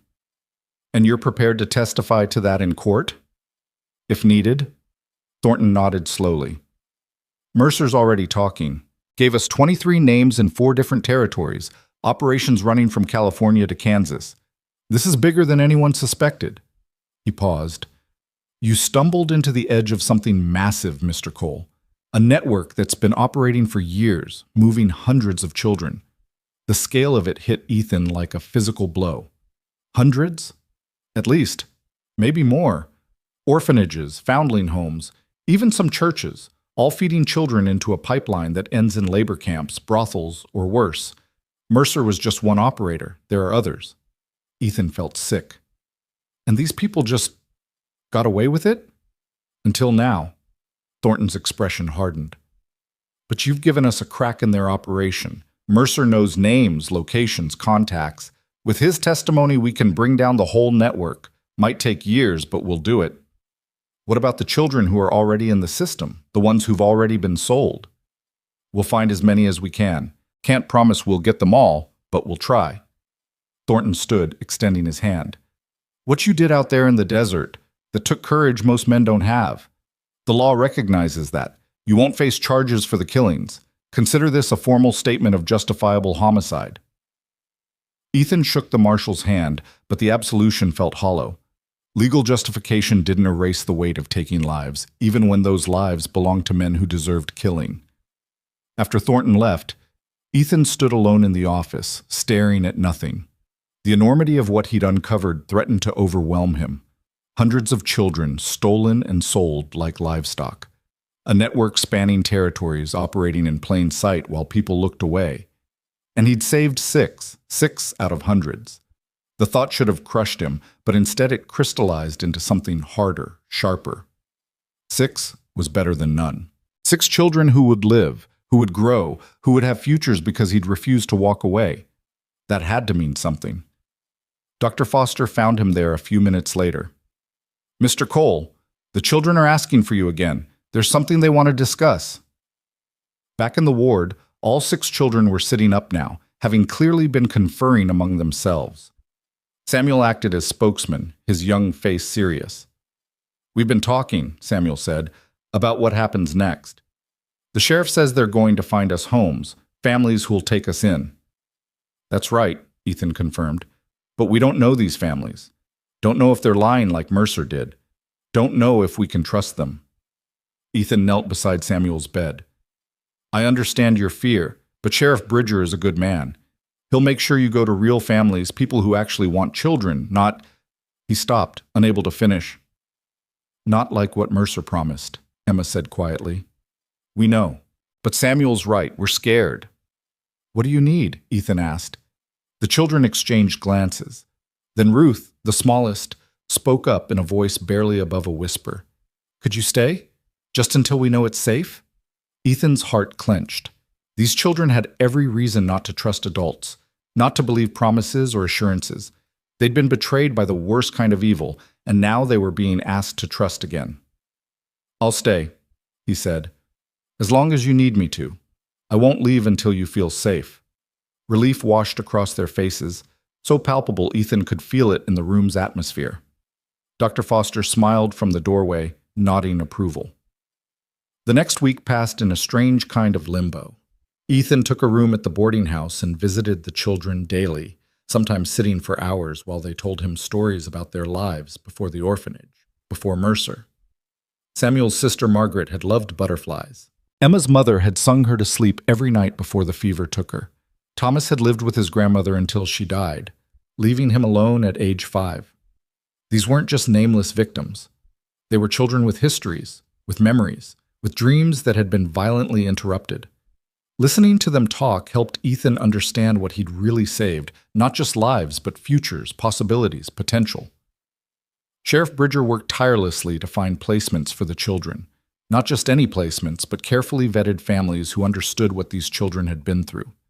He brought couples to meet them, one at a time, allowing the children to have a voice in where they went.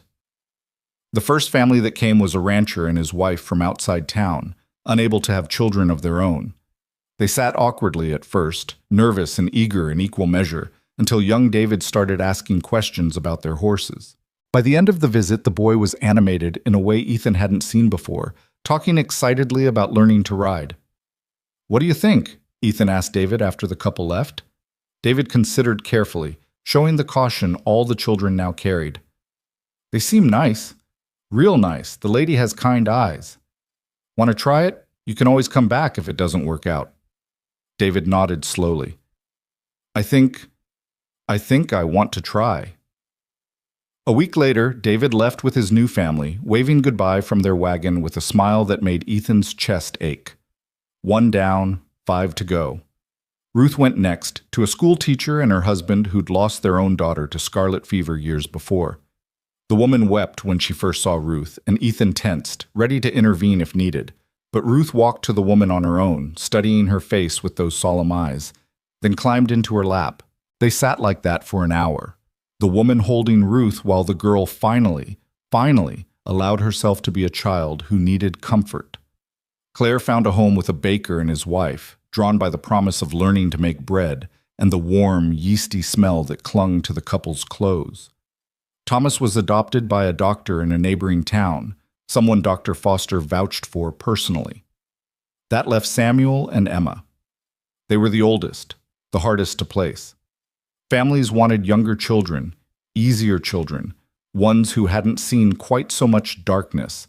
But Ethan refused to let them settle for just any home. These two had been through hell and back. They deserved families who understood that, who were prepared for the nightmares and the silences and the hard days ahead. It was Emma who found her match first, with an unexpected source. Mrs. Chen, the boarding house proprietor, approached Ethan one evening. "My daughter in Denver," she said. "I told her about the girl, about Emma. My daughter's husband is a lawyer, works with orphan children. They've been trying to have their own, but..." She trailed off. They asked if Emma might consider coming to live with them. Emma met them when they came to Salvation Ridge, a young couple with earnest faces and careful manners. The wife, Catherine, asked Emma about her interests, her fears, what she hoped for in a family. Not promising anything, just listening, really listening. "They live in a city," Emma said to Ethan afterward.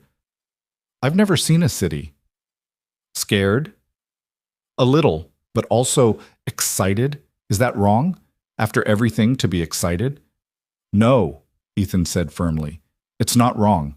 It's exactly right. You deserve to be excited about your future." Emma left on a Tuesday morning, hugging Ethan so hard his ribs ached. "I'll write to you," she promised. "I'll tell you everything. I'll look forward to it." And then there was only Samuel. The boy took the departures of the others with stoic acceptance, genuinely happy for them, but increasingly quiet as his solitude grew. Dr. Foster had released him from medical care, and now Samuel spent his days helping around the boarding house, doing odd jobs, staying busy. Ethan found him one afternoon sitting on the boarding house porch, staring at the desert to the south, the direction they'd come from, where everything had started. "Thinking about your sister?" Ethan asked, sitting beside him. Samuel nodded. "She should be here. Should have gotten a family too. It's not fair." "No, it's not. Everyone keeps saying everything happens for a reason, that maybe Margaret's in a better place now. But that's garbage, isn't it? There's no reason. She just died because a bad man did a bad thing." Ethan was quiet for a moment, then said, "You're right. There's no reason that makes it okay. Sometimes bad things just happen, and we're left to figure out how to keep living after. How do you do it? Samuel asked. Keep living when people you care about die? You carry them with you. Remember them. Let their memory push you to be better, to do better. Your sister loved butterflies, you said. Maybe someday you make sure there's a garden somewhere with flowers that attract butterflies. Maybe you name your own daughter Margaret. Maybe you just stop and watch butterflies when you see them and think of her. Ethan put a hand on the boy's shoulder. The people we lose don't really leave us. Not completely. They change us, shape us. Your sister's still with you, Samuel. She always will be. Samuel leaned against Ethan's side, and they sat in silence while the sun tracked across the sky. That evening, Sheriff Bridger came to the boarding house with news. There's a family, he said, in Tucson, teacher and his wife. They've raised 3 boys of their own, all grown now. They specifically asked for an older child, someone who might need more patience and understanding. What do you know about them? Ethan asked. Tom and Sarah Whitmore. I sent a telegram to the marshal in Tucson, asked him to check them out personally. He says they're solid people, patient, kind, experienced with children who've had hard starts. Tom teaches at the local school. Sarah volunteers with the church orphan committee, actually trying to reform how they handle placements. Ethan studied Bridger's face. You trust this marshal's judgment? With my life. If he says the Whitmores are good people, they're good people. They presented the option to Samuel, who listened carefully, asked thoughtful questions, and then requested time to think about it. Ethan walked with him through Salvation Ridge, past the shops and houses, while the boy processed. What if they don't like me? Samuel finally asked. What if I'm too much? Too angry or too sad or too difficult? Then they're not the right family, and we keep looking. But Samuel, any family that can't handle difficult emotions isn't a family you want anyway. You've been through trauma. You're going to have hard days. The right family will understand that. The others all found families.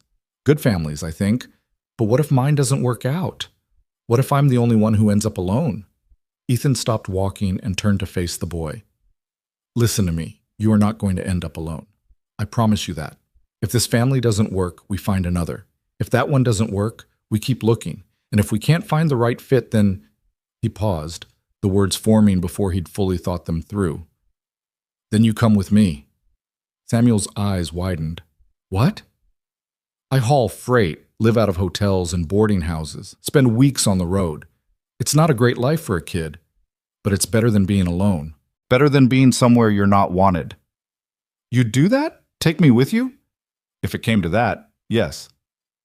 Samuel stared at him for a long moment, then threw his arms around Ethan's waist, holding tight. Ethan returned the embrace, feeling the boy shake with suppressed sobs. It's okay, Ethan murmured. Whatever happens, you're going to be okay.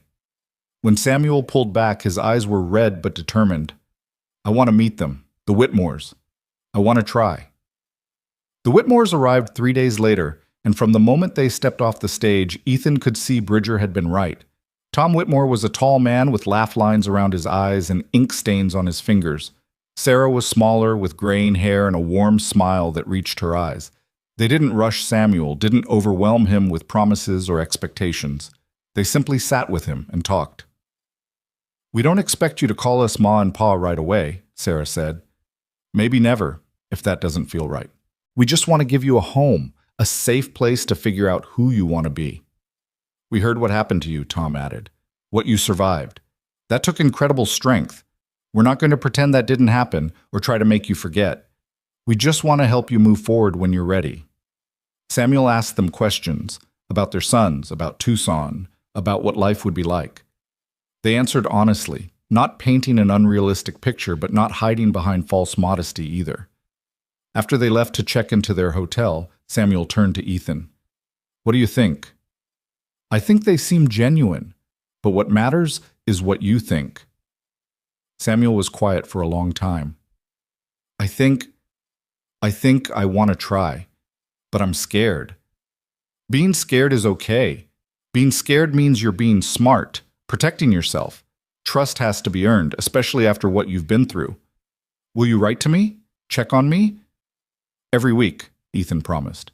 And if anything feels wrong, if you need help, you tell me immediately. I'll come get you, no questions asked.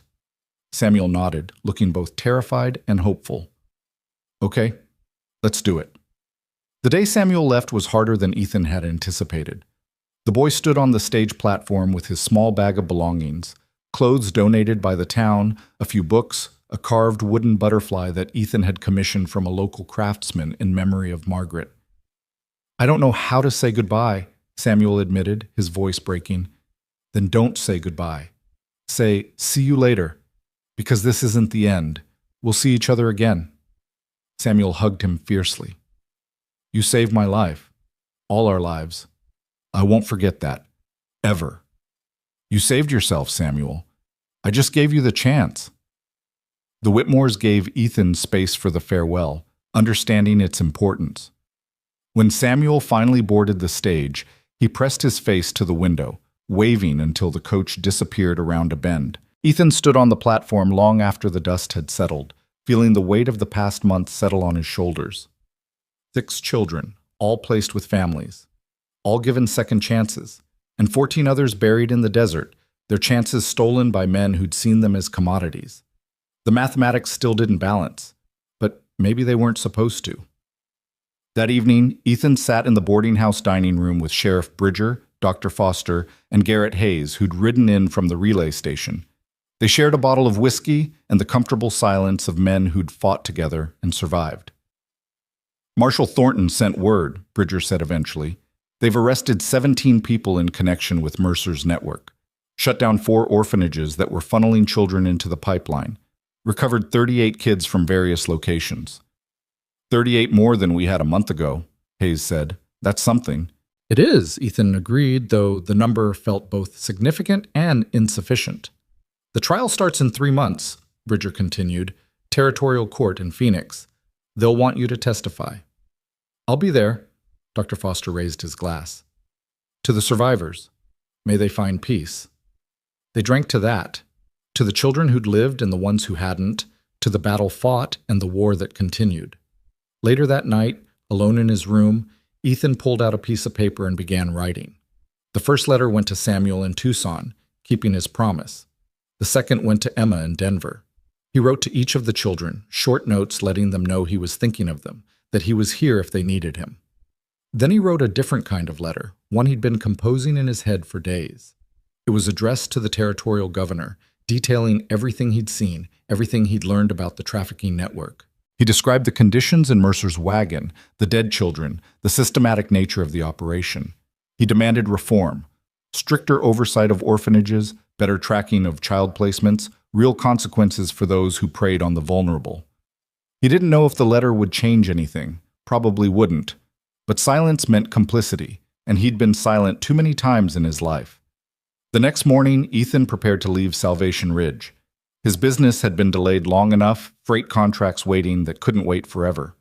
But this town had changed him. These children had changed him in ways he was still discovering. Mrs. Chen caught him at breakfast. "You'll come back?" she asked. "I expect so. Got letters to answer, promises to keep." "Good." She set down a package wrapped in brown paper. "For the road. And Mr. Cole? What you did? Finding those children, fighting for them. My daughter heard about it all the way in Denver. People are talking, paying attention. Maybe that attention will lead to change." "Maybe," Ethan said, accepting the package. He rode out of Salvation Ridge as the sun climbed over the eastern horizon, heading back toward the freight routes and familiar work. But he took a detour first, riding south toward Dry Basin, toward the place where this had all begun. The wagon was still there, a skeleton of wood and canvas slowly being reclaimed by the desert. The bodies had been removed weeks ago, buried properly in Salvation Ridge's cemetery with markers bearing their names. But the site remained, a testament to what had happened here. Ethan stood in the place where he'd first found them, remembering the sound of children too weak to cry, the smell of death in the enclosed space, the terrible choice he'd faced. He thought about the 14 who'd died and the 6 who'd lived, about the impossible mathematics of salvation, and he realized something fundamental had shifted inside him. For years, he'd convinced himself that keeping his head down, minding his own business, was the smart play.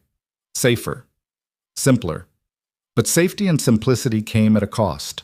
The cost of looking away when people suffered, of preserving his own peace while others drowned. He couldn't do that anymore. Wouldn't. Whatever came next in his life, he'd face it with his eyes open, with his conscience engaged. He'd see the suffering around him and decide, consciously, whether to act or pass by. And more often than not, he suspected, he'd act. Because 6 children were alive who shouldn't be, because their futures mattered, because sometimes saving enough was what made a life worth living. Ethan mounted Ash and turned the horse north, toward the freight routes and whatever came next. Behind him, the desert swallowed his tracks, erasing the evidence of his passage. But the marks he'd left on 6 young lives would endure, rippling forward through time in ways he'd never fully know. And that, he thought, was enough. 3 months passed like water through fingers, each day blurring into the next as Ethan returned to the rhythm of freight hauling. He moved cargo from mining camps to rail stations, from trading posts to territorial outposts, the work familiar and demanding in ways that left little room for thought. But the nights were different. In the darkness, lying in boarding house beds or camped under desert stars, the memories came flooding back, children's faces, the weight of small bodies, the sound of Samuel's voice asking why someone had lied. The letters arrived regularly, forwarded through a network of postal stations and friendly innkeepers who knew Ethan's roots. Samuel wrote every 2 weeks without fail, his handwriting improving with each letter, the content evolving from tentative updates to genuine stories about his new life. The Whitmores had enrolled him in school. He was learning mathematics and history. Sarah had started a small garden, and Samuel had planted a section just for butterflies, filling it with milkweed and wildflowers. He still had nightmares sometimes, he admitted in one letter, but Tom would sit with him until they passed, never making him feel ashamed. Emma's letters came from Denver, describing a world so different from the desert that Ethan could barely picture it. Buildings 3 stories tall, streets packed with people, electric lights that turned night into day. Catherine had taken her to the theater, to museums, to places Emma had only read about in books. She was learning to play piano. She'd made friends at school, though she didn't tell them about what had happened. Not yet. Maybe not ever. The other children wrote less frequently, but consistently enough that Ethan could track their progress. David was learning to rope cattle and rode his horse every morning before school. Ruth had started calling her new parents Mama and Papa, though she still slept with the light on. Claire was apprenticing in the bakery, her letters often arriving with the faint smell of cinnamon still clinging to the paper. Thomas was thriving under the doctor's tutelage, already talking about medical school someday. 6 children, 6 different futures, all unfolding because of a choice made in the desert heat. But 14 others had no futures at all, and that weight never fully lifted. The trial began on a Tuesday in October in the territorial courthouse in Phoenix. Ethan arrived the day before, checking into a hotel near the court building, surprised by the size of the crowd already gathering. News of the case had spread throughout the territories and beyond, newspapers running headlines about the Desert Angels and the orphan trade scandal. Reporters had tried to interview Ethan multiple times during his travels, but he declined every request. This wasn't about him. It was about justice for children who'd been treated as merchandise. Marshal Thornton met him in the hotel lobby that evening, looking tired but grimly satisfied. "We've got 17 defendants," he said, spreading papers across the table. Mercer's the central figure, but we've connected him to orphanage directors, railroad officials, labor contractors, even 2 judges who signed fraudulent adoption papers. The network was more extensive than we initially thought. "How many children total?" Ethan asked. "We've documented cases involving 243 children over the past 6 years. Those are just the ones we can prove. The actual number is probably double that." The magnitude hit Ethan like a physical blow. Nearly 500 children stolen and sold while the world looked away. "The good news," Thornton continued, "is that we've recovered 86 children from various locations. Labor camps, private homes, a few from worse situations. They're being placed with legitimate families, proper oversight this time. And the ones you haven't recovered?" Thornton's expression darkened. "Some are dead. Others have disappeared into systems we can't penetrate. Mexico, California, back east. We're still looking, but..." He trailed off, the unspoken truth hanging between them. "What do you need from me?" Ethan asked. "The truth. Exactly what you saw, what you experienced. The defense is going to argue that Mercer was running a legitimate placement service, that the deaths were tragic accidents but not crimes. Your testimony destroys that narrative. You're the witness who can't be discredited. You had nothing to gain, you saved children at personal risk, and you have no agenda beyond justice." The trial opened to a packed courtroom, every seat filled with journalists, concerned citizens, and people whose lives had been touched by the orphan trade. Ethan sat in the witness gallery, watching as the prosecution laid out their case with methodical precision. Documents showing fraudulent contracts, testimony from orphanage workers who'd been pressured to hand over children, financial records proving payments for what were supposed to be free adoptions. And then there were the children themselves. The prosecution had brought 6 of the recovered victims to testify, all older children deemed capable of handling the courtroom environment. One by one, they took the stand and told their stories, promises of families that turned into labor camps, adoptions that were actually sales to brothels, children who'd watched friends die from neglect and abuse. Ethan watched the jury's faces as they listened, saw the horror and disgust register, saw the shift from skepticism to conviction. These weren't abstract crimes, these were real children describing real suffering. Mercer sat at the defense table, his smooth facade still in place, but Ethan could see cracks forming. The man's confidence had eroded over the months in custody, his expensive suit hanging looser on a frame that had lost weight, his eyes carrying a haunted quality that hadn't been there before. Ethan was called to testify on the 3rd day.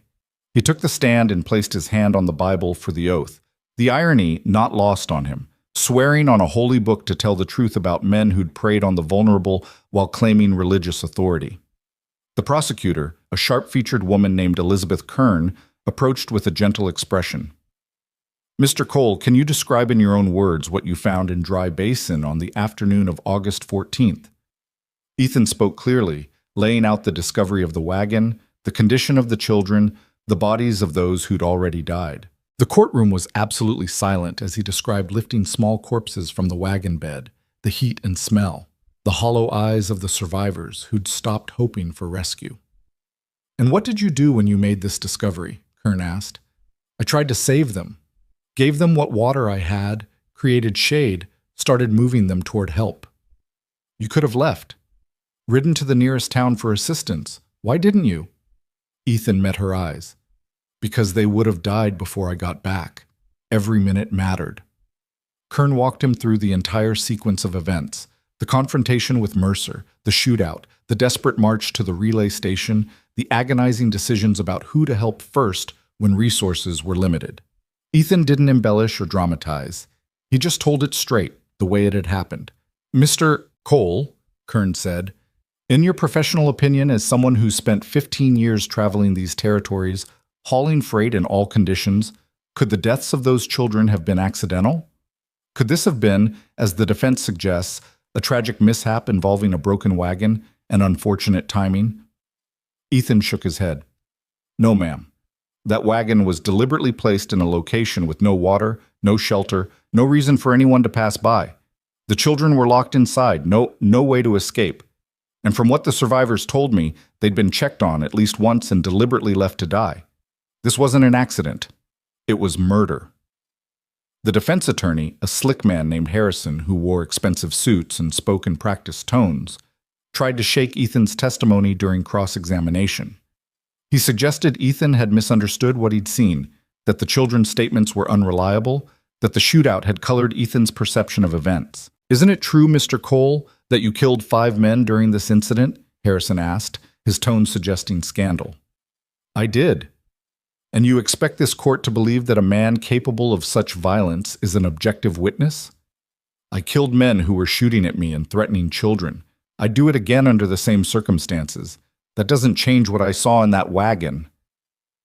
"You've become quite the hero in the newspapers, haven't you? The desert angel who saved the orphans.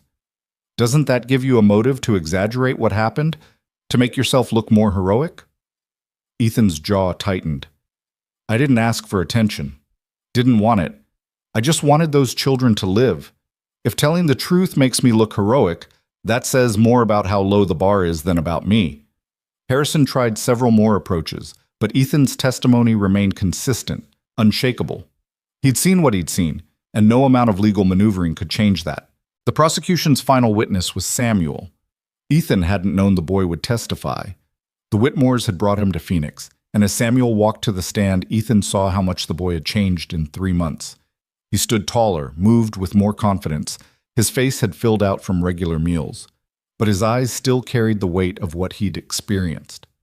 Samuel took the oath and sat down, his gaze finding Ethan in the gallery. Ethan nodded encouragingly. Kern approached gently. "Samuel, I know this is difficult, but I need you to tell the court about your experience with Mr. Mercer. Can you do that?" Samuel nodded. "He came to our orphanage in Redstone, said he worked for families who wanted children, said we'd have real homes, people who'd care about us." His voice was steady, clear. "He showed us papers, official-looking things. The orphanage director believed him. We believed him." "What happened after you left the orphanage?" "We traveled for days. 22 of us in the wagon. At first it was okay. He gave us food and water, let us out to stretch. But then we got to the desert and everything changed. He locked us in, said it was for our safety. Said the families would be there soon." "Did the families come?"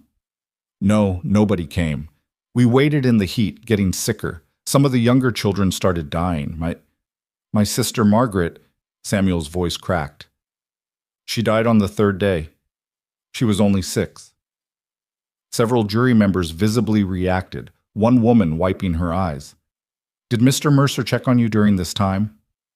"Once. He opened the wagon, looked inside, saw that some of us were dead. Then he closed it again and left." "Did he offer help? Water? Medical attention?" "No, he just looked at us like we were cargo that had spoiled. Then he locked it again." Harrison tried to discredit Samuel during cross-examination, suggesting the boy was confused, that trauma had distorted his memories. But Samuel remained calm, answering each question with the same unwavering consistency. "Isn't it possible," Harrison suggested, "that Mr. Mercer intended to return with help, but was delayed?" Samuel looked directly at Mercer. "Then why did he tell Mr. Cole we were cargo? Why did he try to kill Mr. Cole for saving us? If he meant to help, why did he fight so hard to stop the person who actually did?" Harrison had no answer to that. The trial lasted 2 weeks. The defense called character witnesses for Mercer, people who claimed he was a philanthropist, a man dedicated to helping orphans. But the prosecution systematically demolished each claim with financial records showing payments for children, testimonies from victims, and the undeniable evidence of 14 bodies pulled from a wagon in Dry Basin. The jury deliberated for 6 hours. When they returned, the foreman stood and read the verdict. Guilty on all counts for Mercer, trafficking in persons, murder, conspiracy, fraud. The other defendants received similarly devastating verdicts, their network of exploitation laid bare and condemned. Mercer's face remained blank as the verdicts were read, but his hands trembled slightly on the table. The judge set sentencing for the following week, but everyone in the courtroom knew what it meant. Mercer would hang. Outside the courthouse, reporters mobbed Ethan, shouting questions, demanding statements. He pushed through them without comment, finding sanctuary in a quiet restaurant where Marshal Thornton was waiting. "You did well in there," Thornton said, sliding a whiskey across the table. Ethan took it, drinking slowly. "Doesn't feel like victory." "Never does with cases like this. Too much damage already done. But we stopped them. That's something." "What happens to the children you recovered, the 86? "Placement process, same as the ones you saved. We've reformed the system, implemented new oversight. It won't be perfect, but it'll be better." Thornton paused. "You know, you could help with that. The territorial government is setting up a new agency to monitor child placements. They need people with integrity, people who actually care. They asked if you'd be interested." Ethan considered it, turning the glass in his hands. "I'm a freight hauler. Don't know anything about running an agency. You know right from wrong. You know how to stand up when others look away. That's more valuable than administrative experience." Thornton leaned forward. "Think about it. You've got a chance to prevent this from happening again, to be part of the solution." The following week, Ethan attended the sentencing. The judge showed no mercy, handing down death sentences for Mercer and the 3 other principals, with lengthy prison terms for the rest. As the guards led Mercer away, the man's eyes found Ethan in the gallery. They stared at each other for a long moment, and Ethan saw something in Mercer's expression that might have been regret, or might have been nothing more than fear of the rope waiting in his future. Then the guards pulled him through the door, and he was gone. Samuel was waiting outside the courthouse with the Whitmores. The boy had sat through the sentencing with the same quiet strength he'd shown throughout the trial. "Is it over?" Samuel asked. "It's over," Ethan confirmed. "Good." Samuel took a deep breath, as if releasing something heavy he'd been carrying. "Now we can move forward." Tom Whitmore extended his hand to Ethan. "We're grateful for everything you've done. For Samuel, for all the children. You gave our son a second chance at life. He's a remarkable boy. You're lucky to have him." "We know," Sarah said, her hand on Samuel's shoulder. "We're reminded of that every day." Before they left, Samuel hugged Ethan fiercely. "You'll still write?" he asked. "Every week, promise." "And you'll visit? Tucson's not that far." "I'll visit," Ethan agreed, realizing he meant it. He watched them board the stage back to Tucson, Samuel waving from the window until the coach disappeared around a corner. Then Ethan walked through Phoenix, processing everything that had happened, everything that had changed. He thought about Thornton's offer, about the chance to do more than just react to injustice. He'd spent years hauling freight, keeping his head down, avoiding complications. But that life felt hollow now, insufficient. He'd seen what one person could accomplish when they refused to look away. He'd saved 6 children, helped dismantle a trafficking network, sparked reforms that might protect thousands more. What else could he do if he actually tried? 2 days later, Ethan sent a telegram to Thornton accepting the position. The territorial government created the Office of Child Welfare, and Ethan became its first field inspector. His job was to visit orphanages, monitor placements, investigate complaints, and ensure children weren't being exploited. It meant less time on the freight routes, more time in settlements and towns, but the work felt purposeful in ways hauling cargo never had. He maintained his correspondence with all 6 children, watching through their letters as they grew and thrived. Samuel excelled in school and talked about becoming a teacher like Tom. Emma discovered a talent for writing and had her first essay published in a Denver newspaper. The others found their own paths, shaped by what they'd survived, but not defined by it. 3 years after the trial, Ethan received a letter from Samuel that was different from the others. The boy, now a young man of 14, had started a project at his school, collecting supplies for orphanages and organizing adoptive family networks. He'd recruited other students, enlisted local businesses, created a system that was actually making a difference. The letter included a newspaper clipping about the program, with Samuel's photograph alongside the headline, "Former Orphan Helps Others Find Homes." Ethan stared at that photograph for a long time, seeing the confident young man Samuel had become, the leader emerging from the traumatized child he'd pulled from a wagon in the desert. This was the ripple effect, the way one act of courage multiplied through time. He wrote back immediately, telling Samuel how proud he was, how much the work mattered, and he included his own news. The Office of Child Welfare had expanded, now operating in 4 territories, with plans for more. They'd investigated over 200 orphanages, shut down 17 for abuse or exploitation, and reformed dozens more. Placement protocols had been completely overhauled, with mandatory home visits and regular check-ins. It wasn't perfect, but children were safer now than they'd been before. 5 years after Dry Basin, Ethan returned to the desert. He made the journey deliberately, needing to see the place again to remember where it had all started. The wagon was long gone, reclaimed by scavengers and weather, but the location remained etched in his memory. He stood where the wagon had been and thought about the children. 14 were buried in Salvation Ridges Cemetery, their graves marked with proper headstones funded by donations that had poured in after the trial. 6 were alive and thriving, scattered across the territories, building lives that mattered. The mathematics still didn't balance perfectly. 14 dead against 6 saved would never be an equation that resolved neatly. But Ethan had learned something crucial in the years since.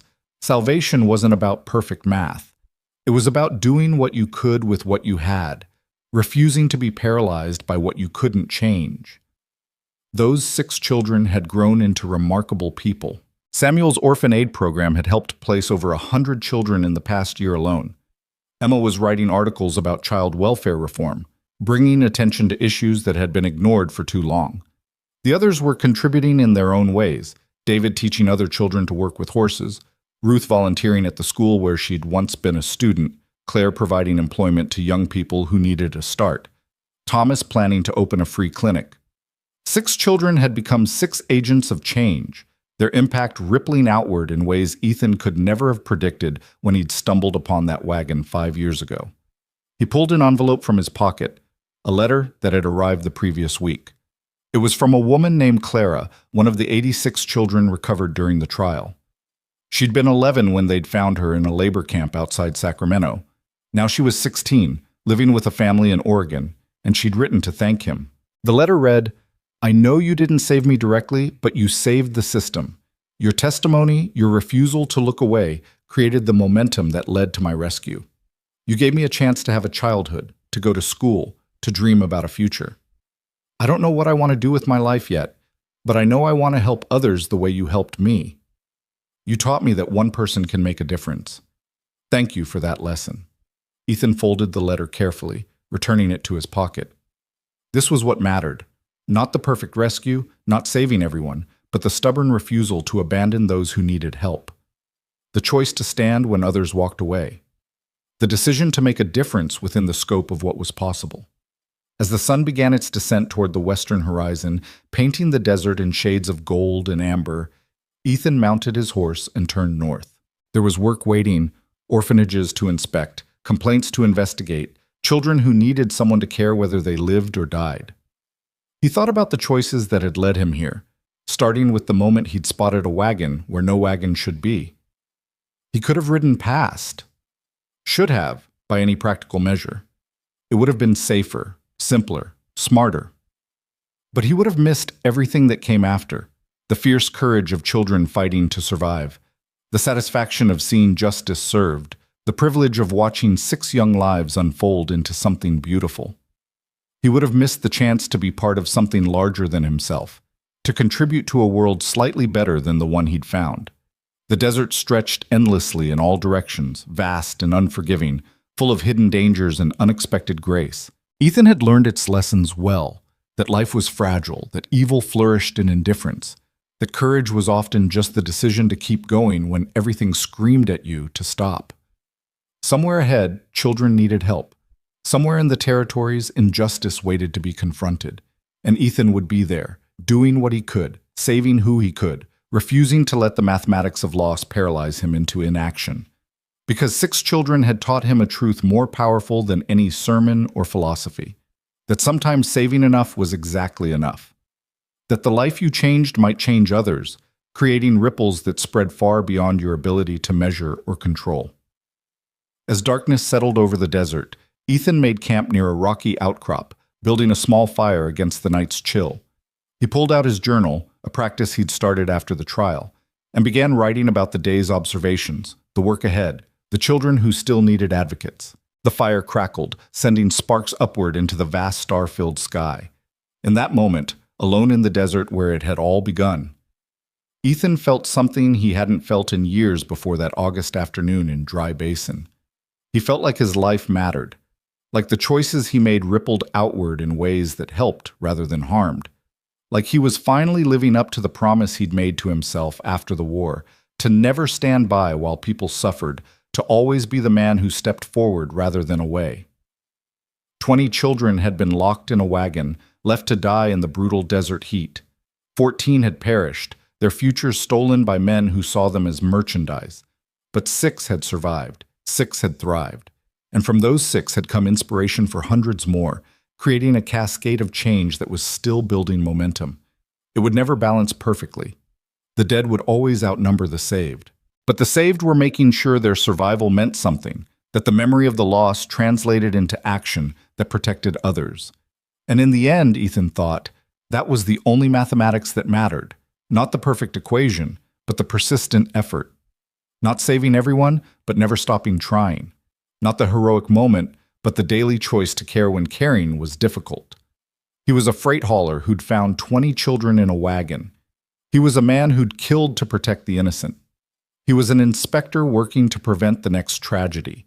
He was a friend to 6 remarkable young people whose lives he'd touched and who'd touched his in return. Most importantly, he was someone who'd chosen to act when action mattered most. The fire burned low as night deepened. Tomorrow would bring new challenges, new children who needed help, new injustices to confront. But tonight, Ethan allowed himself to feel satisfaction for what had been accomplished, gratitude for the chance to have made a difference, and hope for all the futures that had been salvaged from the desert's merciless heat. 6 children had survived, and their survival had changed everything. That, Ethan thought as sleep finally claimed him, was enough.